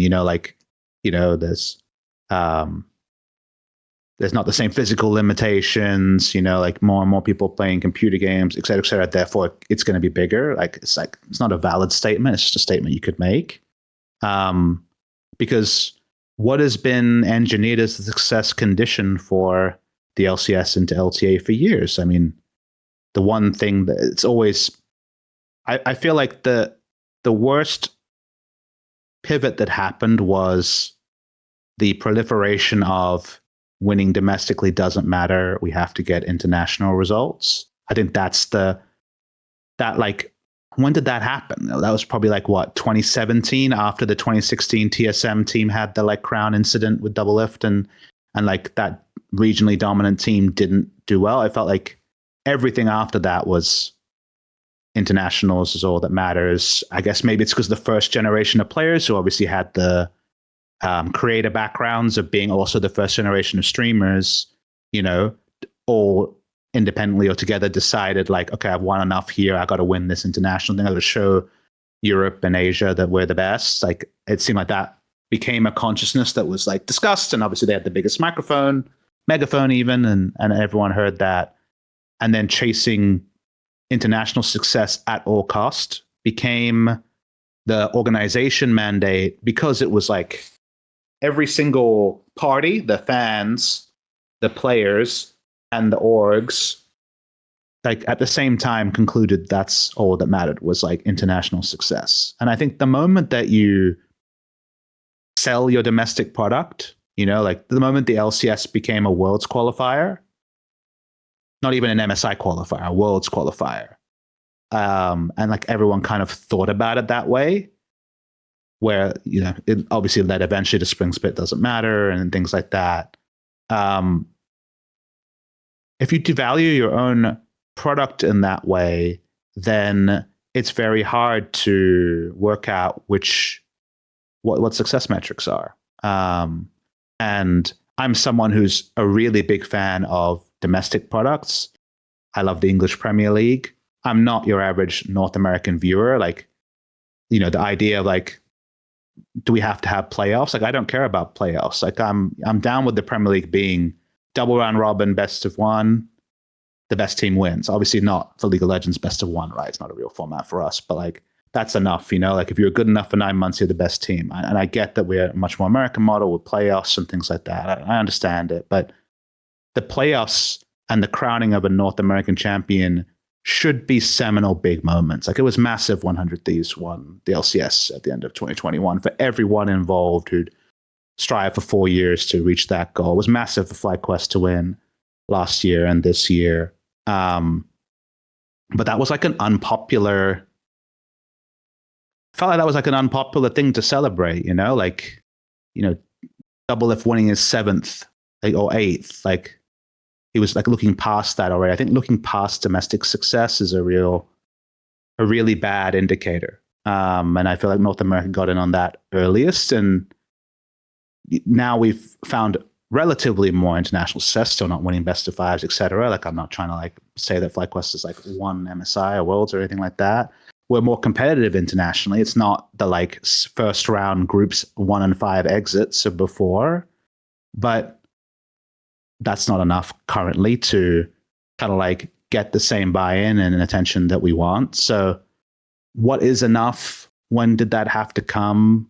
What is the future measure for success? Like, I think there's lots of hypotheses that are being tested, and that manifests into, well, if we just change this, surely we'll get on top of it kind of thoughts, right? And I think a lot of things have been tested, and then obviously the hindsight on that is, well, you just changed too much, therefore, it's the lack of stability that's the problem, because it was format changes and org changes. There's a lot going on, so I think it's convoluted and it's impossible to like run a scientific test to work out kind of like why we're not where we want to be as the LTA in 2025. I can say that the boots on the ground experience of like the players and wanting to compete and wanting to win like hasn't changed over 5 years. Like there's still the same fire to win, but ultimately, would North America be better served by TSM and CLG and these legacy names, still being in the league and competing? I think the answer is yes, because you would have continuity from the start of the scene to now. But if you want to pick any single variable that's been ascribed and say, I think that's the most important, there's no way for me to say that you're wrong. But they all contribute. Like this all happened together, like we've built the scenario we're in 2025 over the last 10 years. And so now it's all about how can we separate the emotion and the history and the precedents and the state of the game and the esport and the esports industry in 2025 and make solid short-term decisions to build the medium term to earn the long term. I think is what I think that we need to work on with the fans. And they are very vocal about what they don't like. And they're not sure about what they do want. And I think that's fine. I think that's being a fan, is saying, I don't like what I'm getting right now. And so it's on the decision makers to find a way to get it to them. And I think about that every day. I'm sure Riot, Mark Zimmerman and people think about that every day. That's why they try to make the best of the scenario they're in. Clearly, there's still work to be done. That's like the only thing I can say about it, right? Is like, I'm excited to go watch the boys play in the studio every week. I'll make time out of my weekend to go and do it. I enjoy watching them play.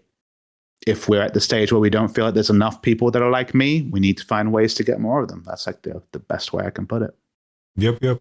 I can also add, I think, on the side of things that work. I think there was I have immense respect for Dash and his work, of course, for the what he did as a host. I think he's phenomenal, amazing.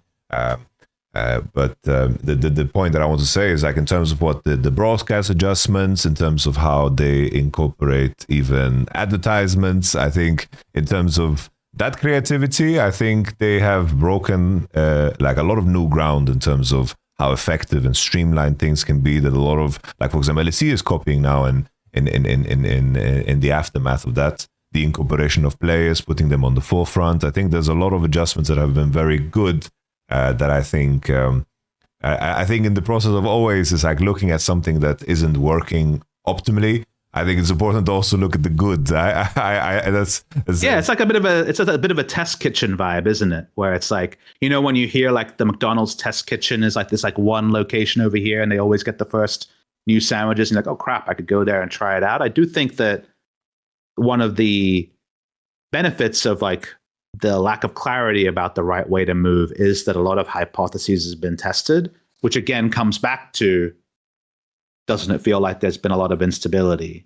And I think those two things are linked. But like you say, the test kitchen nature of like some of the stuff that Mark instituted last year and some of the gradual changes that have been coming over a couple of years is overall healthy data that we actually have access to now that wouldn't have been. I'll put it this way. I'm happy we're not copying or trying to aspire to be ESPN Sports Center kind of vibe production in 2025. Like the fans don't want that. The fan base that really did want that, or the novelty of that, had worn thin by 2020 after being instituted in 2013. the LEC led the way with the product in 2019 through kind of 2022, 2023 days. I like the fact that the LTA has finally gotten out of what I thought was a production rut into a bit of a production golden age, yet it's also come at the same time as overall viewership trends have been down, and the authorial voice of the main broadcast has gone down versus the co-streamers who now kind of like lead the discussion in the way that the main broadcast used to. So I'm sure it's tricky for people to point to like, wasn't this a big success? But experts like yourself and I, we can for sure see that there's been plenty of good over the last couple of years.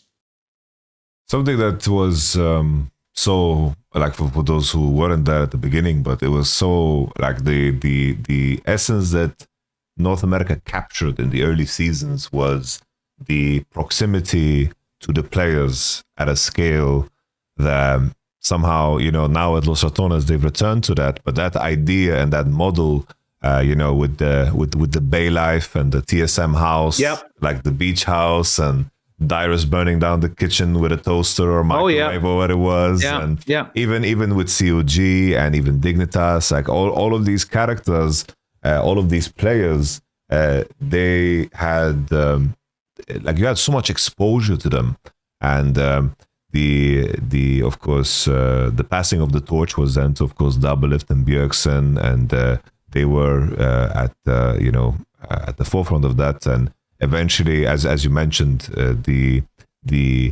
focus turned away and turned into like performing internationally, and they lost the biggest advantage that they had, the edge of like managing to snowball that big audience that all of those teams had and those players had into the next generation of personalities. It instead pivoted to just wanting international success and competing on grounds where you just were at a massive disadvantage. It's crazy to think back that it was such a pivotal moment where like all the money came in and everyone wanted to win championships, and everything kind of changed. It's also sports versus entertainment is always kind of like they're like opposite paths, like sports is less access, more work product, more secrecy into winning games, and entertainment is about engaging personalities and acquiring viewership. And I think obviously a line in the sand was drawn. It wasn't like it's not scripted like WWE, which brands themselves as sports entertainment, right? And I think the last couple of years has been this push for more entertainment, which has really taken the approach of more access. Like we're getting a lot more things that wouldn't happen. Like basically, like no one's denying access to players, so you do get moments like Shaden's kind of like breakthrough moment around his personality. It's not like a big extravagant personality or the sort of thing that you would like author yourself. It's just that's who he is, and I think there's like charm in that. And I think that the increasing player access has been important. I don't know if this ever came to your eye line back in the day, but definitely when it came to like analyst desk guests at like MSI and Worlds in like 2016, 2017, 2018, the bar for what Riot would allow to go on the analyst desk from a pro player was so high. Like you'd have a pro player come on, you'd have like Deficio or myself or you like ask them questions, they would answer it. Probably wouldn't be like, bombastic or show a lot of personality or get like how to like understand what the camera is and look at it and things like that. Like obviously not, they're a pro player, but it was basically like the feedback would always be like, yeah, but they were awkward on camera, so like let's not do that again. That's like kind of always the vibe. You had like superstars like Bwipo, right? Like kind of like the king of like ever being on a broadcast, but those are unicorns, And I think that Riot lowering the bar for what a pro can be on broadcast and like working with pros is a really, really good thing, because pros are just I think giving them access to them on the main broadcast is important, because it's a long point here, but one thing that's lost is that first generation of pros was also the first generation of streamers, as internet got good enough for people to watch live streams for many hours without going over data caps. Like I had data caps, when I was at university in like 2008, 9. So like the streamer culture was only a few years later. And I remember Justin TV and Own TV, before we had, of course, Twitch TV is almost a monopoly, and then YouTube and everyone else started getting a piece, is the first generation of streamers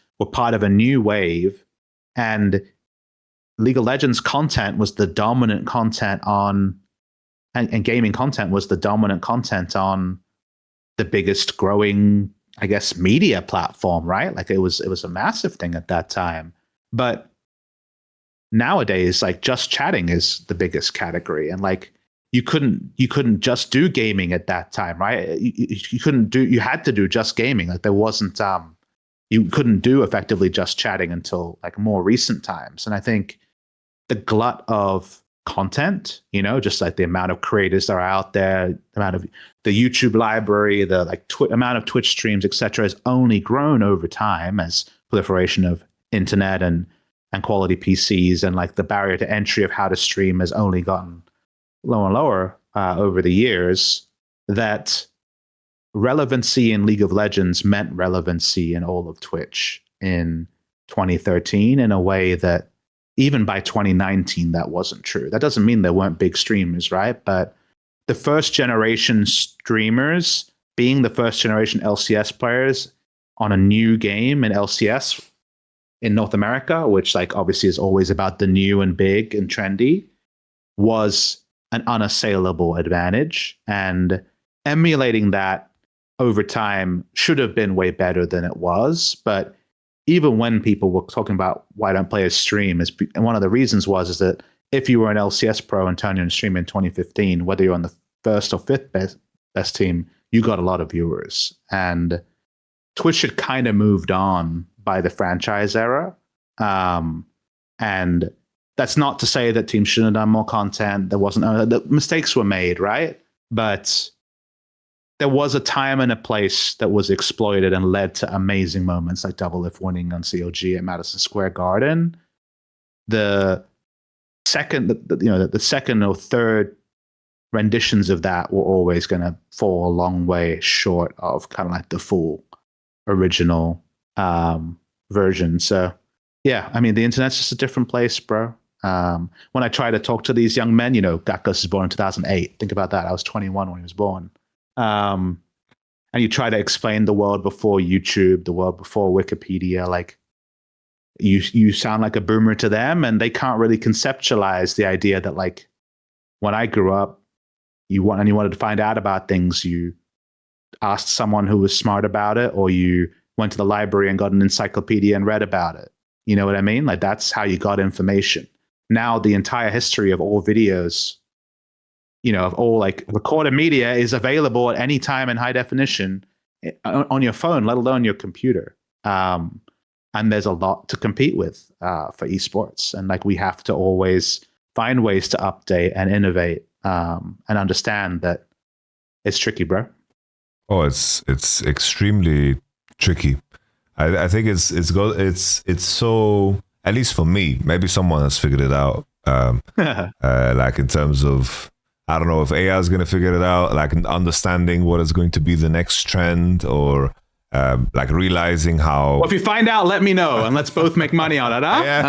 Huh? We'll do. It's like, because even looking at, like you mentioned the moment with Double Lift winning at the Madison Square Garden, it's like there's certain things that occurred even in terms of like League of Legends popularity. It's like the fact that T1 has such a high relevance, Faker has such a high relevance, the DRX final run happening. It's like the history can take such a turn if certain things don't just pan out in a certain way.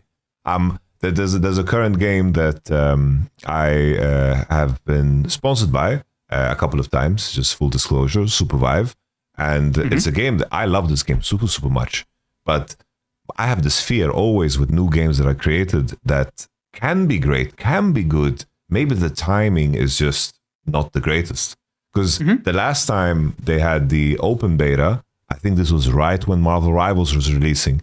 and sometimes the the essence of the attention of the internet just flows away into one direction and then into a different direction, and sometimes your timing can just be off, or maybe the moment that needed to be a catalyst for something just happened somewhere else, and suddenly you're investing effort into something where you're not so sure about where you will go.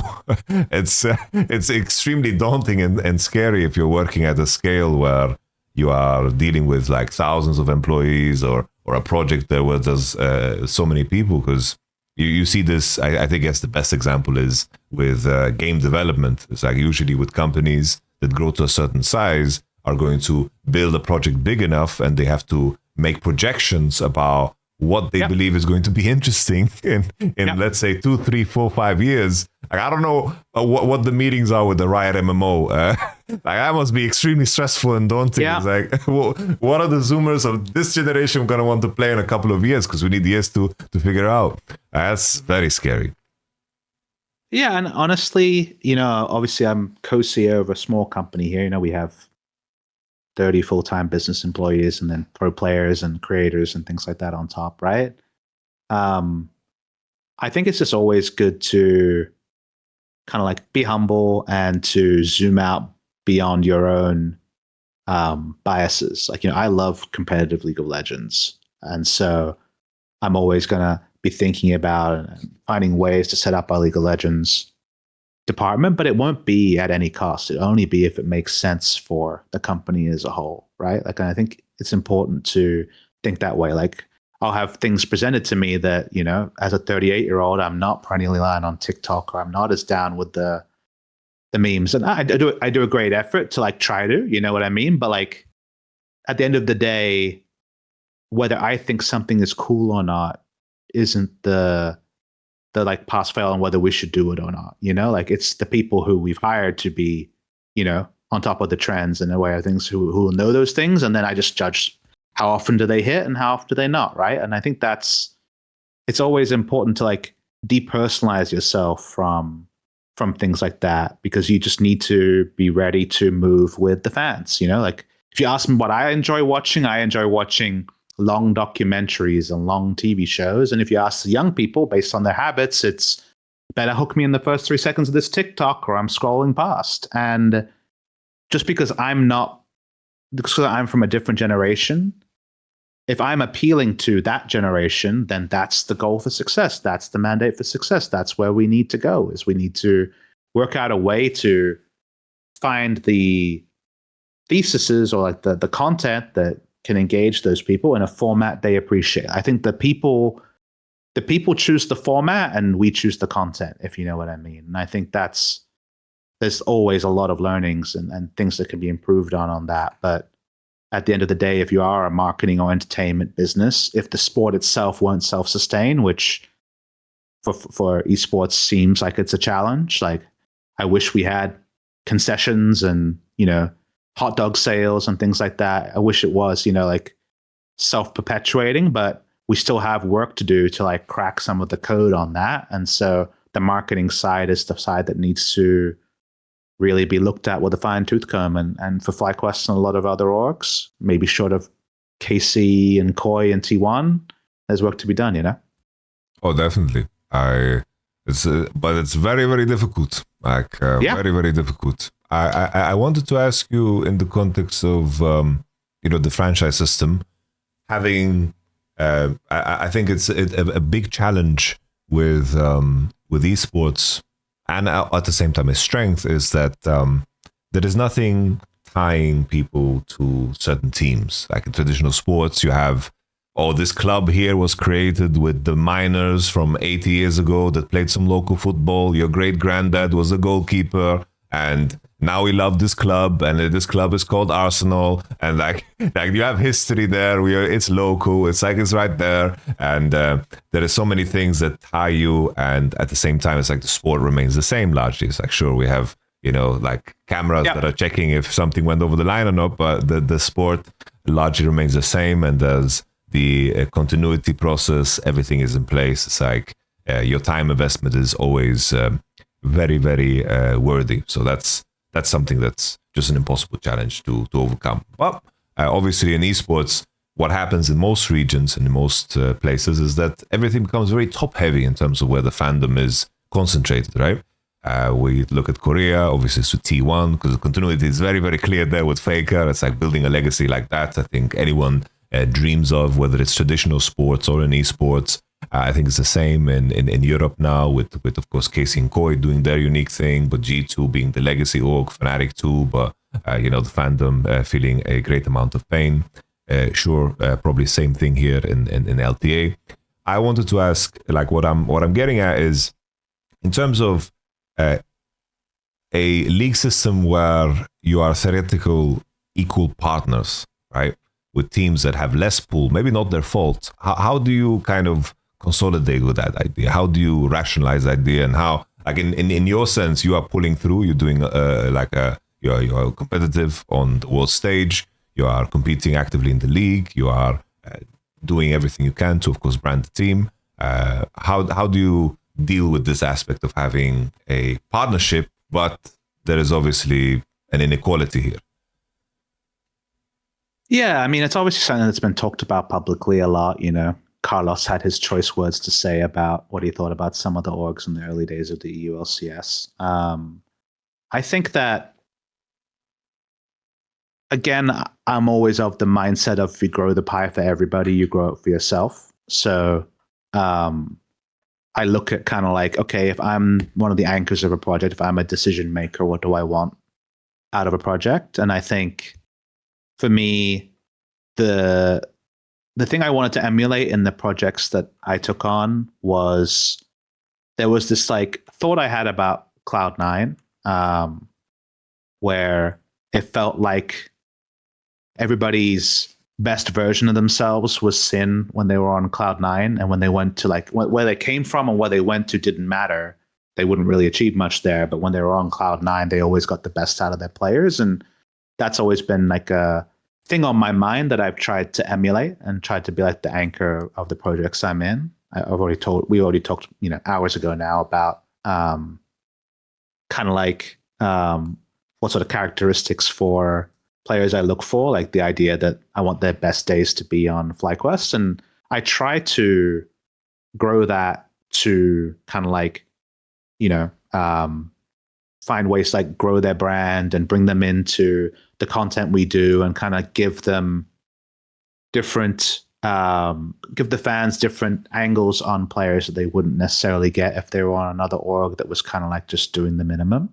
For us, we use our LTA pros in all of our sponsorship kind of activations. We try to bring them to different kind of like cultural events that come up. We kind of like petition Riot to invite pros again to things like, Arcane launch and things like that, to make sure that there's the cultural relevancy there, and we encourage the players to opt in. That's one of the reasons why in streaming scrims was, ultimately not something that we were able to make sustainable, although we had a great kind of like 60K peak for the scrim set against C9 earlier in the year.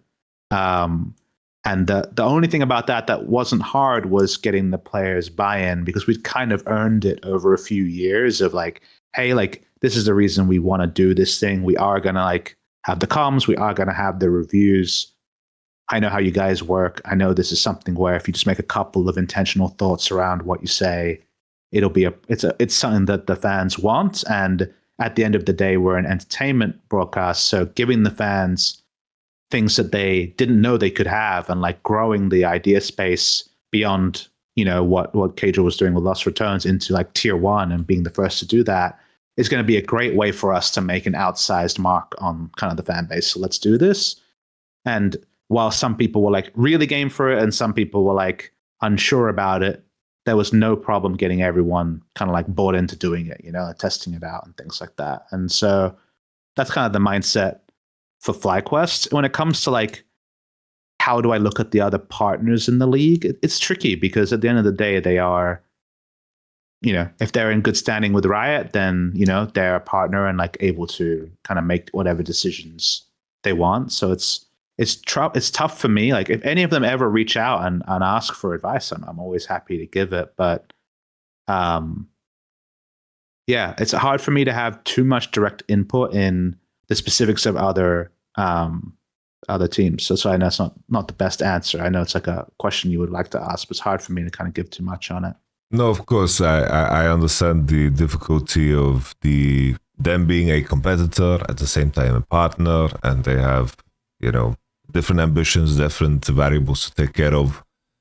It's just I see it as one of the core issues in franchising, which also happens in franchise sports too, that you have teams that are trying to make the minimum, and they are making their money on their draft pick or whatever, like there's definitely something. Well, there's no draft here, so the upside is not that great to finish last. I'll tell you that much. Yeah, definitely.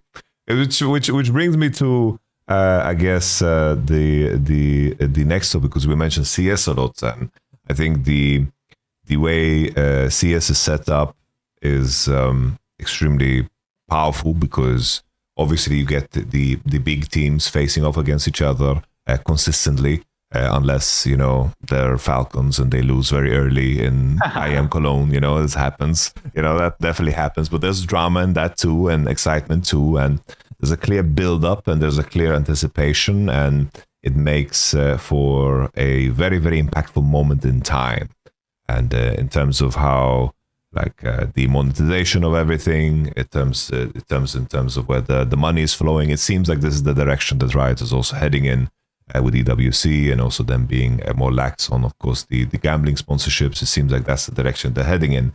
Do you think eventually we're going to reach a point where, I guess I can frame this question where I get asked is like, where do I see the free future of League of Legends? And I always say I would say tier 1, you pick up the 3 best, most popular teams from each of the major regions. Tier 2 is the leagues, you can keep them. We can cut the cost of a studio, because that's really damn expensive, and we can just do the road shows. The tier 1 teams that you invite is the top teams, like with the biggest fan bases. They are the ones playing international events. Let's say it's 6-7 of them in a year. The tier 2 is the regional league, so to speak, and they happen online just to cut the costs. And this is a way for us to create these moments where the biggest teams face up against each other time and time again. Would that be a crazy idea? Is it too far-fetched? Do you think something similar would happen in the future? Or maybe this is too complicated of a question to even ask. Maybe I'm putting into the minefields.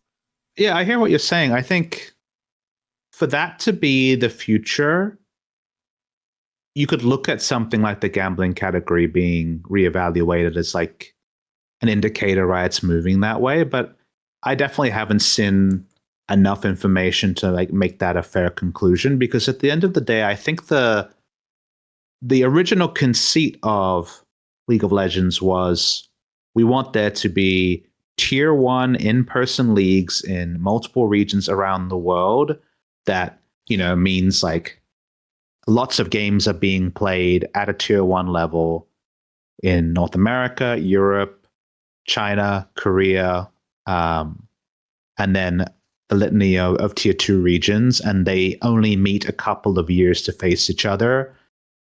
The system was set up for the main course to be the domestic leagues. Like the NFL ends in the Super Bowl. It doesn't lead to the World Bowl. You know what I mean? Like you can definitely tell it was kind of like the self-contained, lots of games being played was supposed to be a big attraction. And if anything, Worlds and MSI was supposed to be desserts. It's kind of like how I took away the original construction. And you just look at kind of like the rules. Like, for example, until 2023 spring, there had to be 100 players in North America making above California minimum wage, because you had to have 5-player in-person academy and 5 players in the LCS plus staff, obviously. And that's solving for there being a lot of people making a full-time living off of League of Legends in every major region, 100 plus. And that clearly was something that Riot valued and cared about, and that was like kind of like a success condition. I'm sure it's something to brag about. Like, look how big we are. We have whatever the number was at that time, probably like 550 pros around the world full time, and then a lot of other people almost full time, blah blah blah.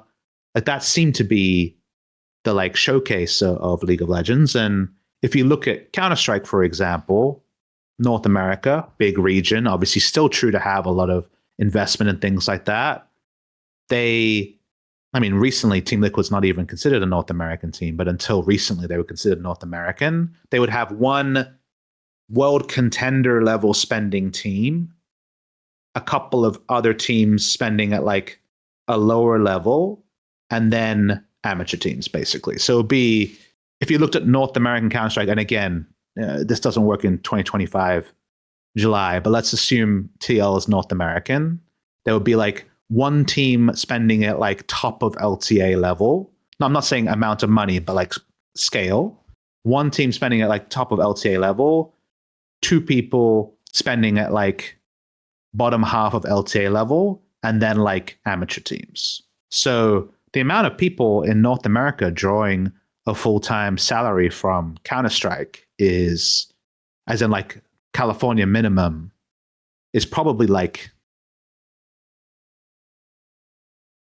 13 people, like players. I'm not talking about staff here. It's not a lot. So you're not solving for, because there is the argument that like if you have 100 full-time pros, it like normalizes it as something that you can invest your time into when you're younger, and like it's more in my grasp because there's like 100 jobs out there. If you remember during the stuff in 2023, the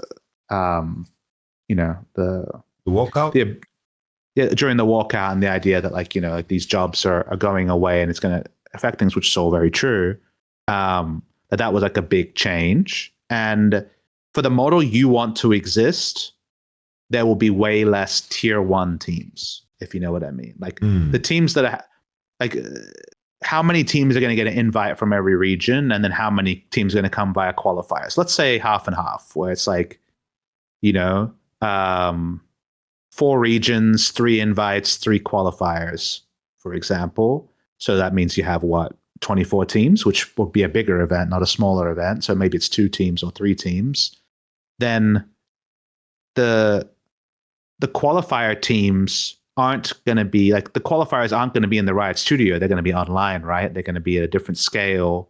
It might be for an independent TO. It might be for Riot, who knows? Like the output there in terms of viewership hours and kind of like sponsorship value is going to be lower because you don't have this like regular thing that happens at all times. Thus, yeah, that's just going to be a very different financial model. And you would have to be okay with like, maybe Korea has 10 teams at tier 1 level, China has 8, North America has 3, Europe has 5, and then everybody else is like trying to make ends meet and trying to like qualify to things to like aspire towards being one of those smaller groups. Like, is it good to have 24 fully professional teams instead of 50, 100, whatever the number is like, that's like a philosophical question that you get to decide as Riot. It's not like soccer where like theoretically no one owns the sport. Like, this is the developer and also the person in control of the ecosystem. So I think that that's a way things could go. And then if you ask me like, what are the pros of that? Then it's like, okay, well, then North American teams don't have to be anchored to North America as much. They would be playing against the European, Korean, Chinese teams more often. Therefore, like the proliferation strats would be there. The density of the talent will be higher because everyone's aspiring for those few jobs.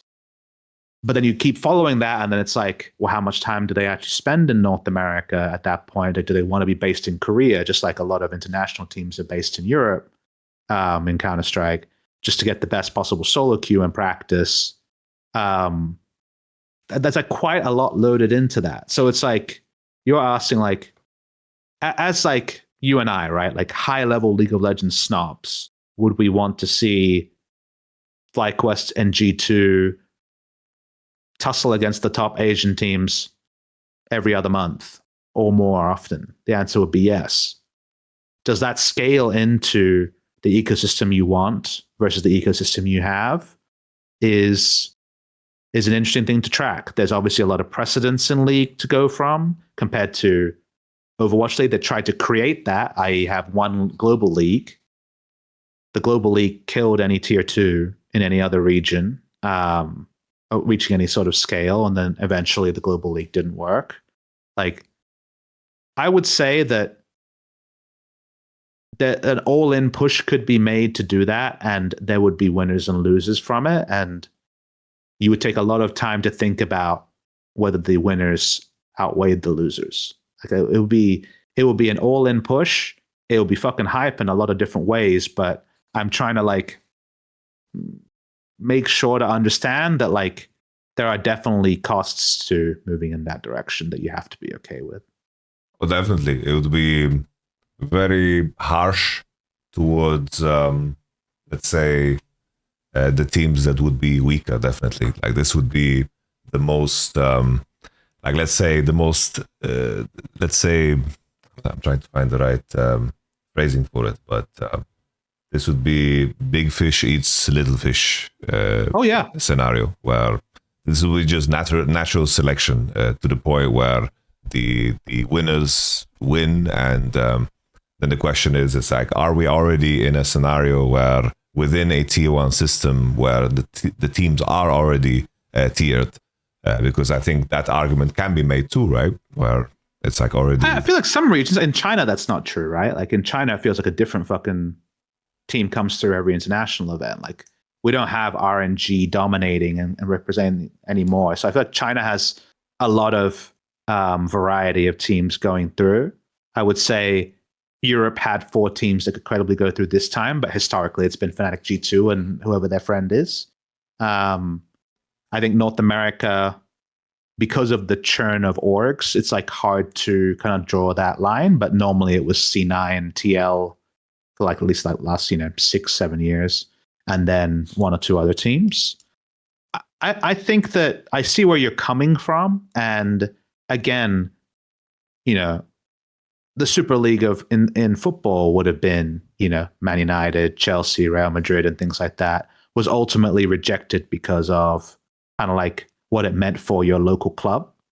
Now, does that matter in esports when you're less geolocated? You are located in a country, but it's not, Los Angeles versus Dallas or something like that. There's just 2 sides to all of it, and I would say the trickiest thing would be is like another reason why CS works so well in that ecosystem is incredibly deregulated. Like Valve is, the absent parent rather than like trying to come in because, from poaching and salaries and contracts, like it's very Wild West in Counter-Strike compared to League of Legends. That would be another change that would have to be made, is kind of like Riot would almost need to set up independent TOs to kind of take on that scene, because it would be very weird for them to be like, now we're running all of this differently. Like, it's just strange, I don't think that would ever happen. So if you ask me, like, in 5 years, could that be the League of Legends scene, and would it be exciting? The answer to both questions would be yes. If you asked me, is this the way we should go? I actually, even despite being a franchise partner and, privy to more information that is public, I don't know the answer. Like, it really does depend a lot on what are the goals of Riot, what are the sponsorship realities around it. The GRP is obviously linked to kind of esports related skin sales. How is that going? Is that super lucrative for Riot, and thus they want to keep the current model? Like, I actually don't know those answers. That's not me like putting on a lying face. I just don't know. Like, I think a lot of that is to be written. So let's collect more data. Let's enjoy what Counter-Strike is doing, and let's be. All I ask for all of our products, all the regions is like, just be honest about what's working and it isn't, and try to make progress towards doing more of what's working and working on what isn't. The grass is not always greener on the other side.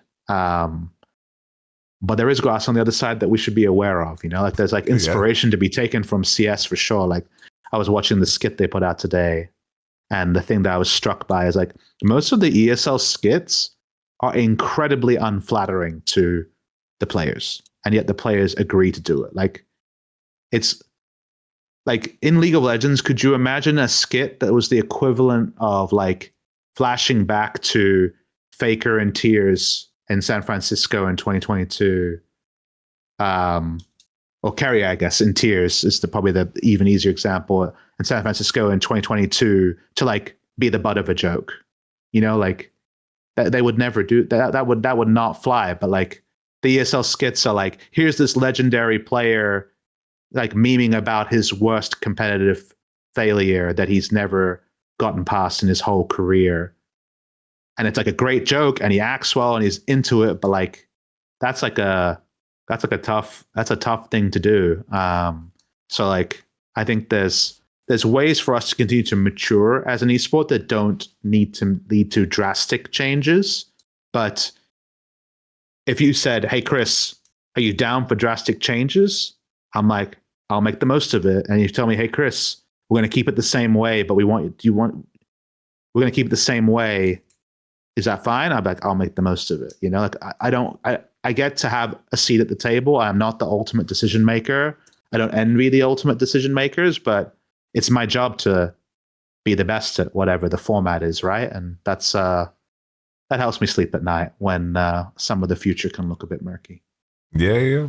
That's something that I take for granted, especially because you mentioned the skits in regards to CS, is the audiences are so vastly different because of the popularity, of course, in China and Korea, and CS having your access to the CS region. That's something that's like the Valve games are dominating in Dota and so forth. So the audiences are very, very different, and the metrics and how, for example, the Chinese audience interacts with certain things.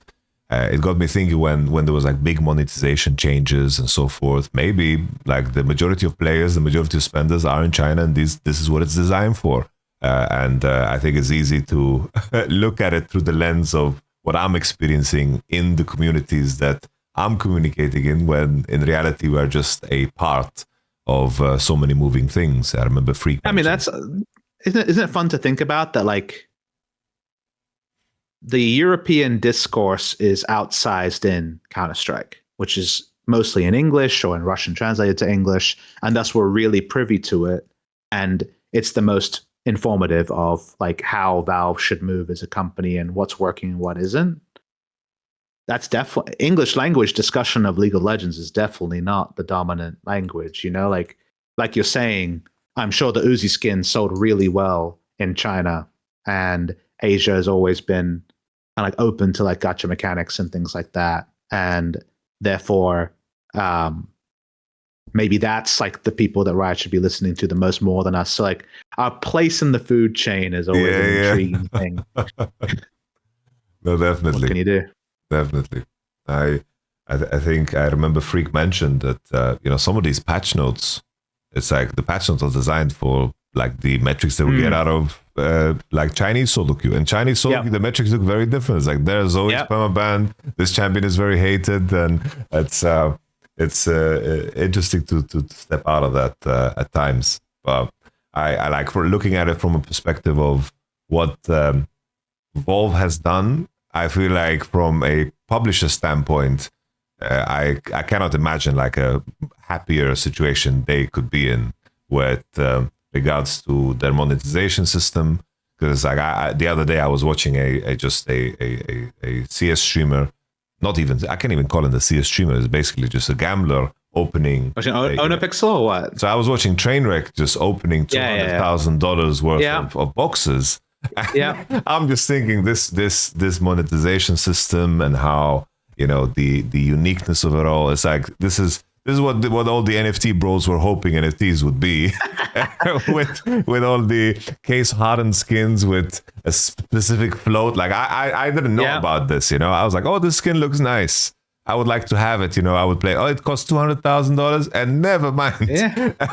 But the fact that that's the marketplace and that's how things move, and at the same time Valve's involvement in the esports side is so like off hands that whatever happens or whatever occurs never falls back on them is I don't know, what an insane position to be in.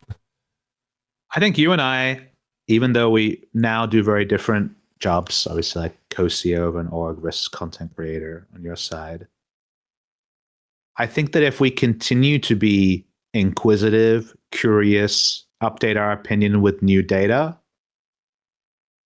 this will all work out, you know? I think it's always good to have a lot of humility about the role and the importance that you, as an individual, have in an industry. Surround yourself with smart people, take the learnings they come, accept the fact that sometimes it goes your way. Obviously, like Riot, I'm sure in COVID got like a huge influx of players that was like unprecedented, unexpected. Like that was like obviously a huge win that was they were handed. There'll be lean times as well that you have to make sense of. But I hope that everything's on the table. Like to the overall point of this area of the conversation around format, I think we need to be nimble. That doesn't mean changing every year, which obviously people are unhappy around with the LTA format recently. But I think being nimble and responding to viewership trends, like the simplest thing for me is if you keep saying that this international event had a record viewership over the last similar international event, we probably should have more international events. You know what I mean? Like that seems to be what people prize. Now, if you can go back in time and make domestic stuff just as important as international, and that was an outcome you reached, then maybe it's fine to not do that. But in the reality that I see right now, I look at the packed schedule and I hope that it can be scheduled a bit differently, but relaxing the amount of domestic play for more international play seems like something that will be great. And yet, as you know, Brazilian fans would not enjoy that as a kind of like a thesis. You know, Brazil versus Brazil is what those fans want. The LCK is doing wonderful viewership with a very, very extended domestic product. So taking away their teams for sections of that to like fit what seems to my eye line be a great way to move is not necessarily correct. So we're not all built differently. We're not all built the same. So all I can do is, play the hand I'm dealt, I think, to circle back to the continuity, like the main thing that kept me in League for such a long time and what got me excited was those ideas, like back in season 2, how I was introduced to the idea that leagues are going to be a thing, salary is going to be a thing, and how Riot always framed things in a way that they want League of Legends to be a mainstay game for like all eternity. They don't see like an end to it, and that has made it feel very worthy for me to pour my time into it. And even now, I had the privilege of probably someone that I coached Grubby, who's to me like one of my biggest inspirations, because I grew up on Warcraft 3, and my biggest achievement in Warcraft 3 was getting smacked by Grubby when I was like 10 years old or something. So for me to coach him and then to, see someone experience the game again anew makes me, it reinvigorates my belief in the potential of what the game can be.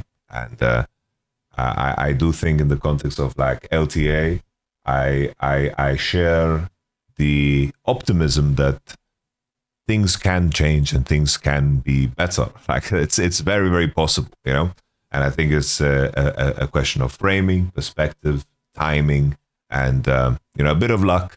And also, as you said yourself, you need to be bold. So I think League of Legends has a huge amount of cultural awareness in North America. The amount of people who have played it or watched Arcane or come through League of Legends in the past 15 years is a massive amount of people, 35 and younger or whatever you want to say is a cutoff there. And I think awareness is a very, very difficult thing to get. When we do something cool, if Flyquest have a marketing campaign, your first thought is like, well, how do we get this in front of enough people to like even make them aware that we exist? And Riot is able to assume awareness because the awareness is there. Now, relevance is a different thing to awareness. And I think being able to bring those people back into the fold, into the way where they're regular viewers of your domestic product or buying merchandise and things like that is tough for any thing that's away from its like growing phase, you know? Like League of Legends was the first forever game. Like think of a forever game that's older than League of Legends, and I guess Brood War is that, even though like the developer tried kicking and screaming to stop that, and obviously that was like a very like a one market specific thing. Counter-Strike you can think of as a forever game, but like it was multiple boxed releases, right? There was money spent on it until recently. So I think we'll remember it as a forever game, but like obviously there was like multiple attempts to purchase and like the game evolved a bit. Like League of Legends was a freemium game where you could buy a box product that is now like a collector's edition, or you could download the game, and no one ever charged you for access or released a DLC that impacted gameplay for 15 years or 16 years if you want to include 2009. And that's a model that has become much more normal. But again, like I'll sound like I'm repeating the same point, but League of Legends early marketing pushes and peak relevance came as streaming was just starting and esports was just taking off in the West in a way at a different scale than it had, even with kind of like the big Counter-Strike events and things that had happened before. And obviously like Blizzard were egged on to spend more on StarCraft 2 and then Overwatch League and things like that all around the same time. Like the moment of time of it being the new game is past. And if you try to show League of Legends to a young person right now, they'll say it's an old game, and it is. But I think that doesn't mean that there aren't ways to bring people back into the fold or new people into the fold, because there's still so much inherent goodness there. Like if you get through the burden of knowledge and kind of the reasons to not take on League of Legends, you get caught with the bug. And I know everybody, the meme that like counts against League of Legends, but I actually come full circle on is like, oh, I liked Arcane. Should I play League of Legends? No, like don't even bother playing it. Like the people that discourage you from picking up League of Legends are the people who like the most internalized and like enjoyed and savored League of Legends for a really long time, who are like trying to like emotionally distance themselves from that feeling of when they were consumed by League of Legends. And I've loved watching Ludwig and Pickaboo, and like there's like many people who are like experiencing League of Legends culture for the first time, 12, 13, 14, 15 years in. And you see that same wonder and investment in it that reminds you of 15 years ago when you're in a different stage of your life, Like that's just tells you that League of Legends is an awesome game. And it'll be the defining thing in my life, at least up to now, where I never felt like investing more time into learning more or being more curious or asking more questions or playing more of League of Legends. I always thought it paid me back in 3 or 4-fold, And that's not about money. It's about how much I enjoyed it and how much was there. And there was always more to the service, always more to learn. That's to me League of Legends will stand the test of time. The scale of what the esport should be is impositions on top of a really strong game that a lot of fucking people around the world care about. And let's work on kind of like getting it in front of the max amount of people. It's something that's important, but yeah, it's a beautiful game. Yeah. For sure. It definitely is. It's like on the topic of like people knowing about it. It's like we can see that in even the movies that are being created. It's like people are just reusing the same intellectual properties again and again because the marketing has been done and catches the same eye. I don't know how many Spider-Mans and Man of Steels and Ghostbusters and Star Wars movies we're going to be watching, but they are also dealing with the same problem that, it's like in terms of, creating relevancy at that scale is extremely, extremely difficult. And that's, I think, especially with League, it's like the comparison to CS, right? It's like they're still playing the same maps. Like I played 1.6, so me seeing like the Long on Dust 2, I'm very happy Because I recognize myself here, you know. When I see Mirage, I'm like, oh, this is, and then I see a map like Ancient, I'm like, get that out of here. I never played this, you know. Like, come on, man, Overpass. Like that was like my cutoff point with me playing CS:GO, but it's like the challenge in itself is like League can be very, very intimidating, but I like the push where they are like adding arena, because I came up through Warcraft 3, and the modding community and the extra maps is what kept the game Hell yeah, very Bourbonok inviting. turret defense. Oh, I played Bourbonok turret defense and all that kind of stuff, bro.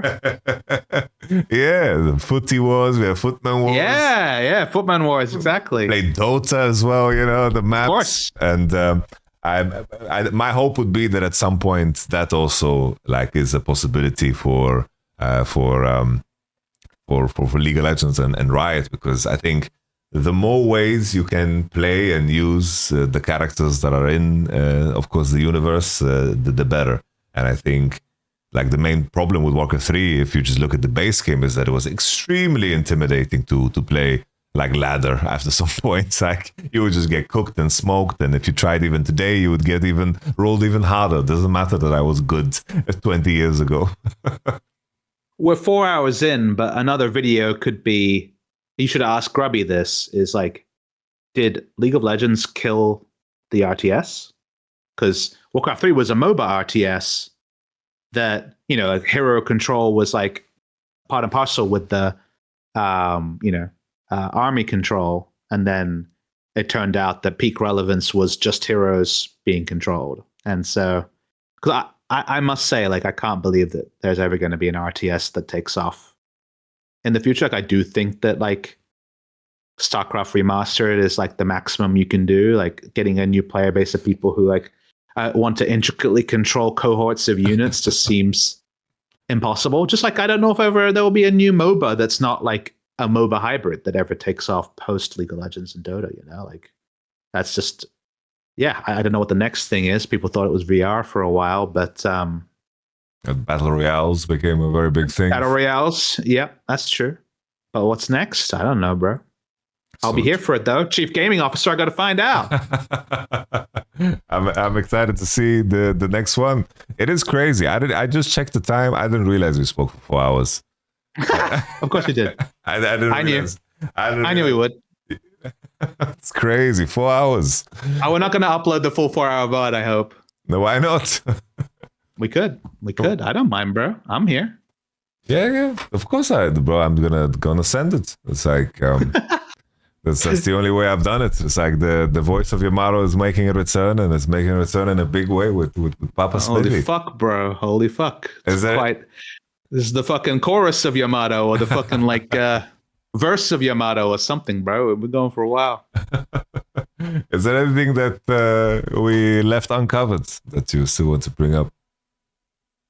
I'm here for you, bro. I'm always down to answer any question. I don't have anything to volunteer. I think I hear where the fans are at. I also can perspective take to kind of their frustration. That the fact there's like a lot of novelty this year, and it's hard to make sense of like what they can put their heart and soul into, and what is rewarding to follow. The only part I can control is to answer questions earnestly and invest a lot into Flyquest kind of being, right now, at least the torchbearer of North American League of Legends. Could definitely be Team Liquid or C9 if we fast forward, a few months or something like that. But definitely in my own lane, I try to be consistent about what we put out, try to kind of like push to always be more and be better. That doesn't necessarily mean that I have unlimited resources to do so, and there's always going to be opportunity costs in whatever we do, but there's a lot of people that have come on the Flyquest journey, and I'm always extremely humbled by, especially at the studio, like how much the in-person experience is obviously limited these days. We don't have the road shows and stuff like we used to, and like that's happening in Europe and Korea and things like that. So there's actually like such a huge representation of Flyquest fandom at the LTS studio every time I go, which is super humbling to see. That's like what we've drummed up over a few years of competitive success, but also trying to empower the different faces of Flyquest to interact with the fans. So big shout out to everyone that comes. And there's a lot of people focused on what the LTA isn't. I wish more people could see the great things that are a part of the LTA and contribute to the LTA ecosystem right now. You look at things like the LTA card initiatives that happened, and like all the like fans that are creating content around and appreciate being there these days, that I'm super appreciative of. It doesn't matter if there's one fan or a million fans. I'm still going to be appreciative of anyone who invests in the same ecosystem that captured my attention 15 years ago, that I'm still around. And yeah, Flyquest will just continue trying to do right by the different fan bases we have. Like, esports is different in that, like, you know, our League team can be from North America and our Counter-Strike team can be some Aussies. And I just try to perspective take and work out what do those fan bases want, and can I find a way to bring it to them. And more good days than bad recently, but a high bar to kind of like try to continue to deliver on that. A lot of work to be done. So I want to get off this call, be back into the mines, trying to surprise and delight the fans in the future. Lovely. I think that's the perfect way to wrap it up. Thank you very much, PapaSmithy. I will stop the recording now.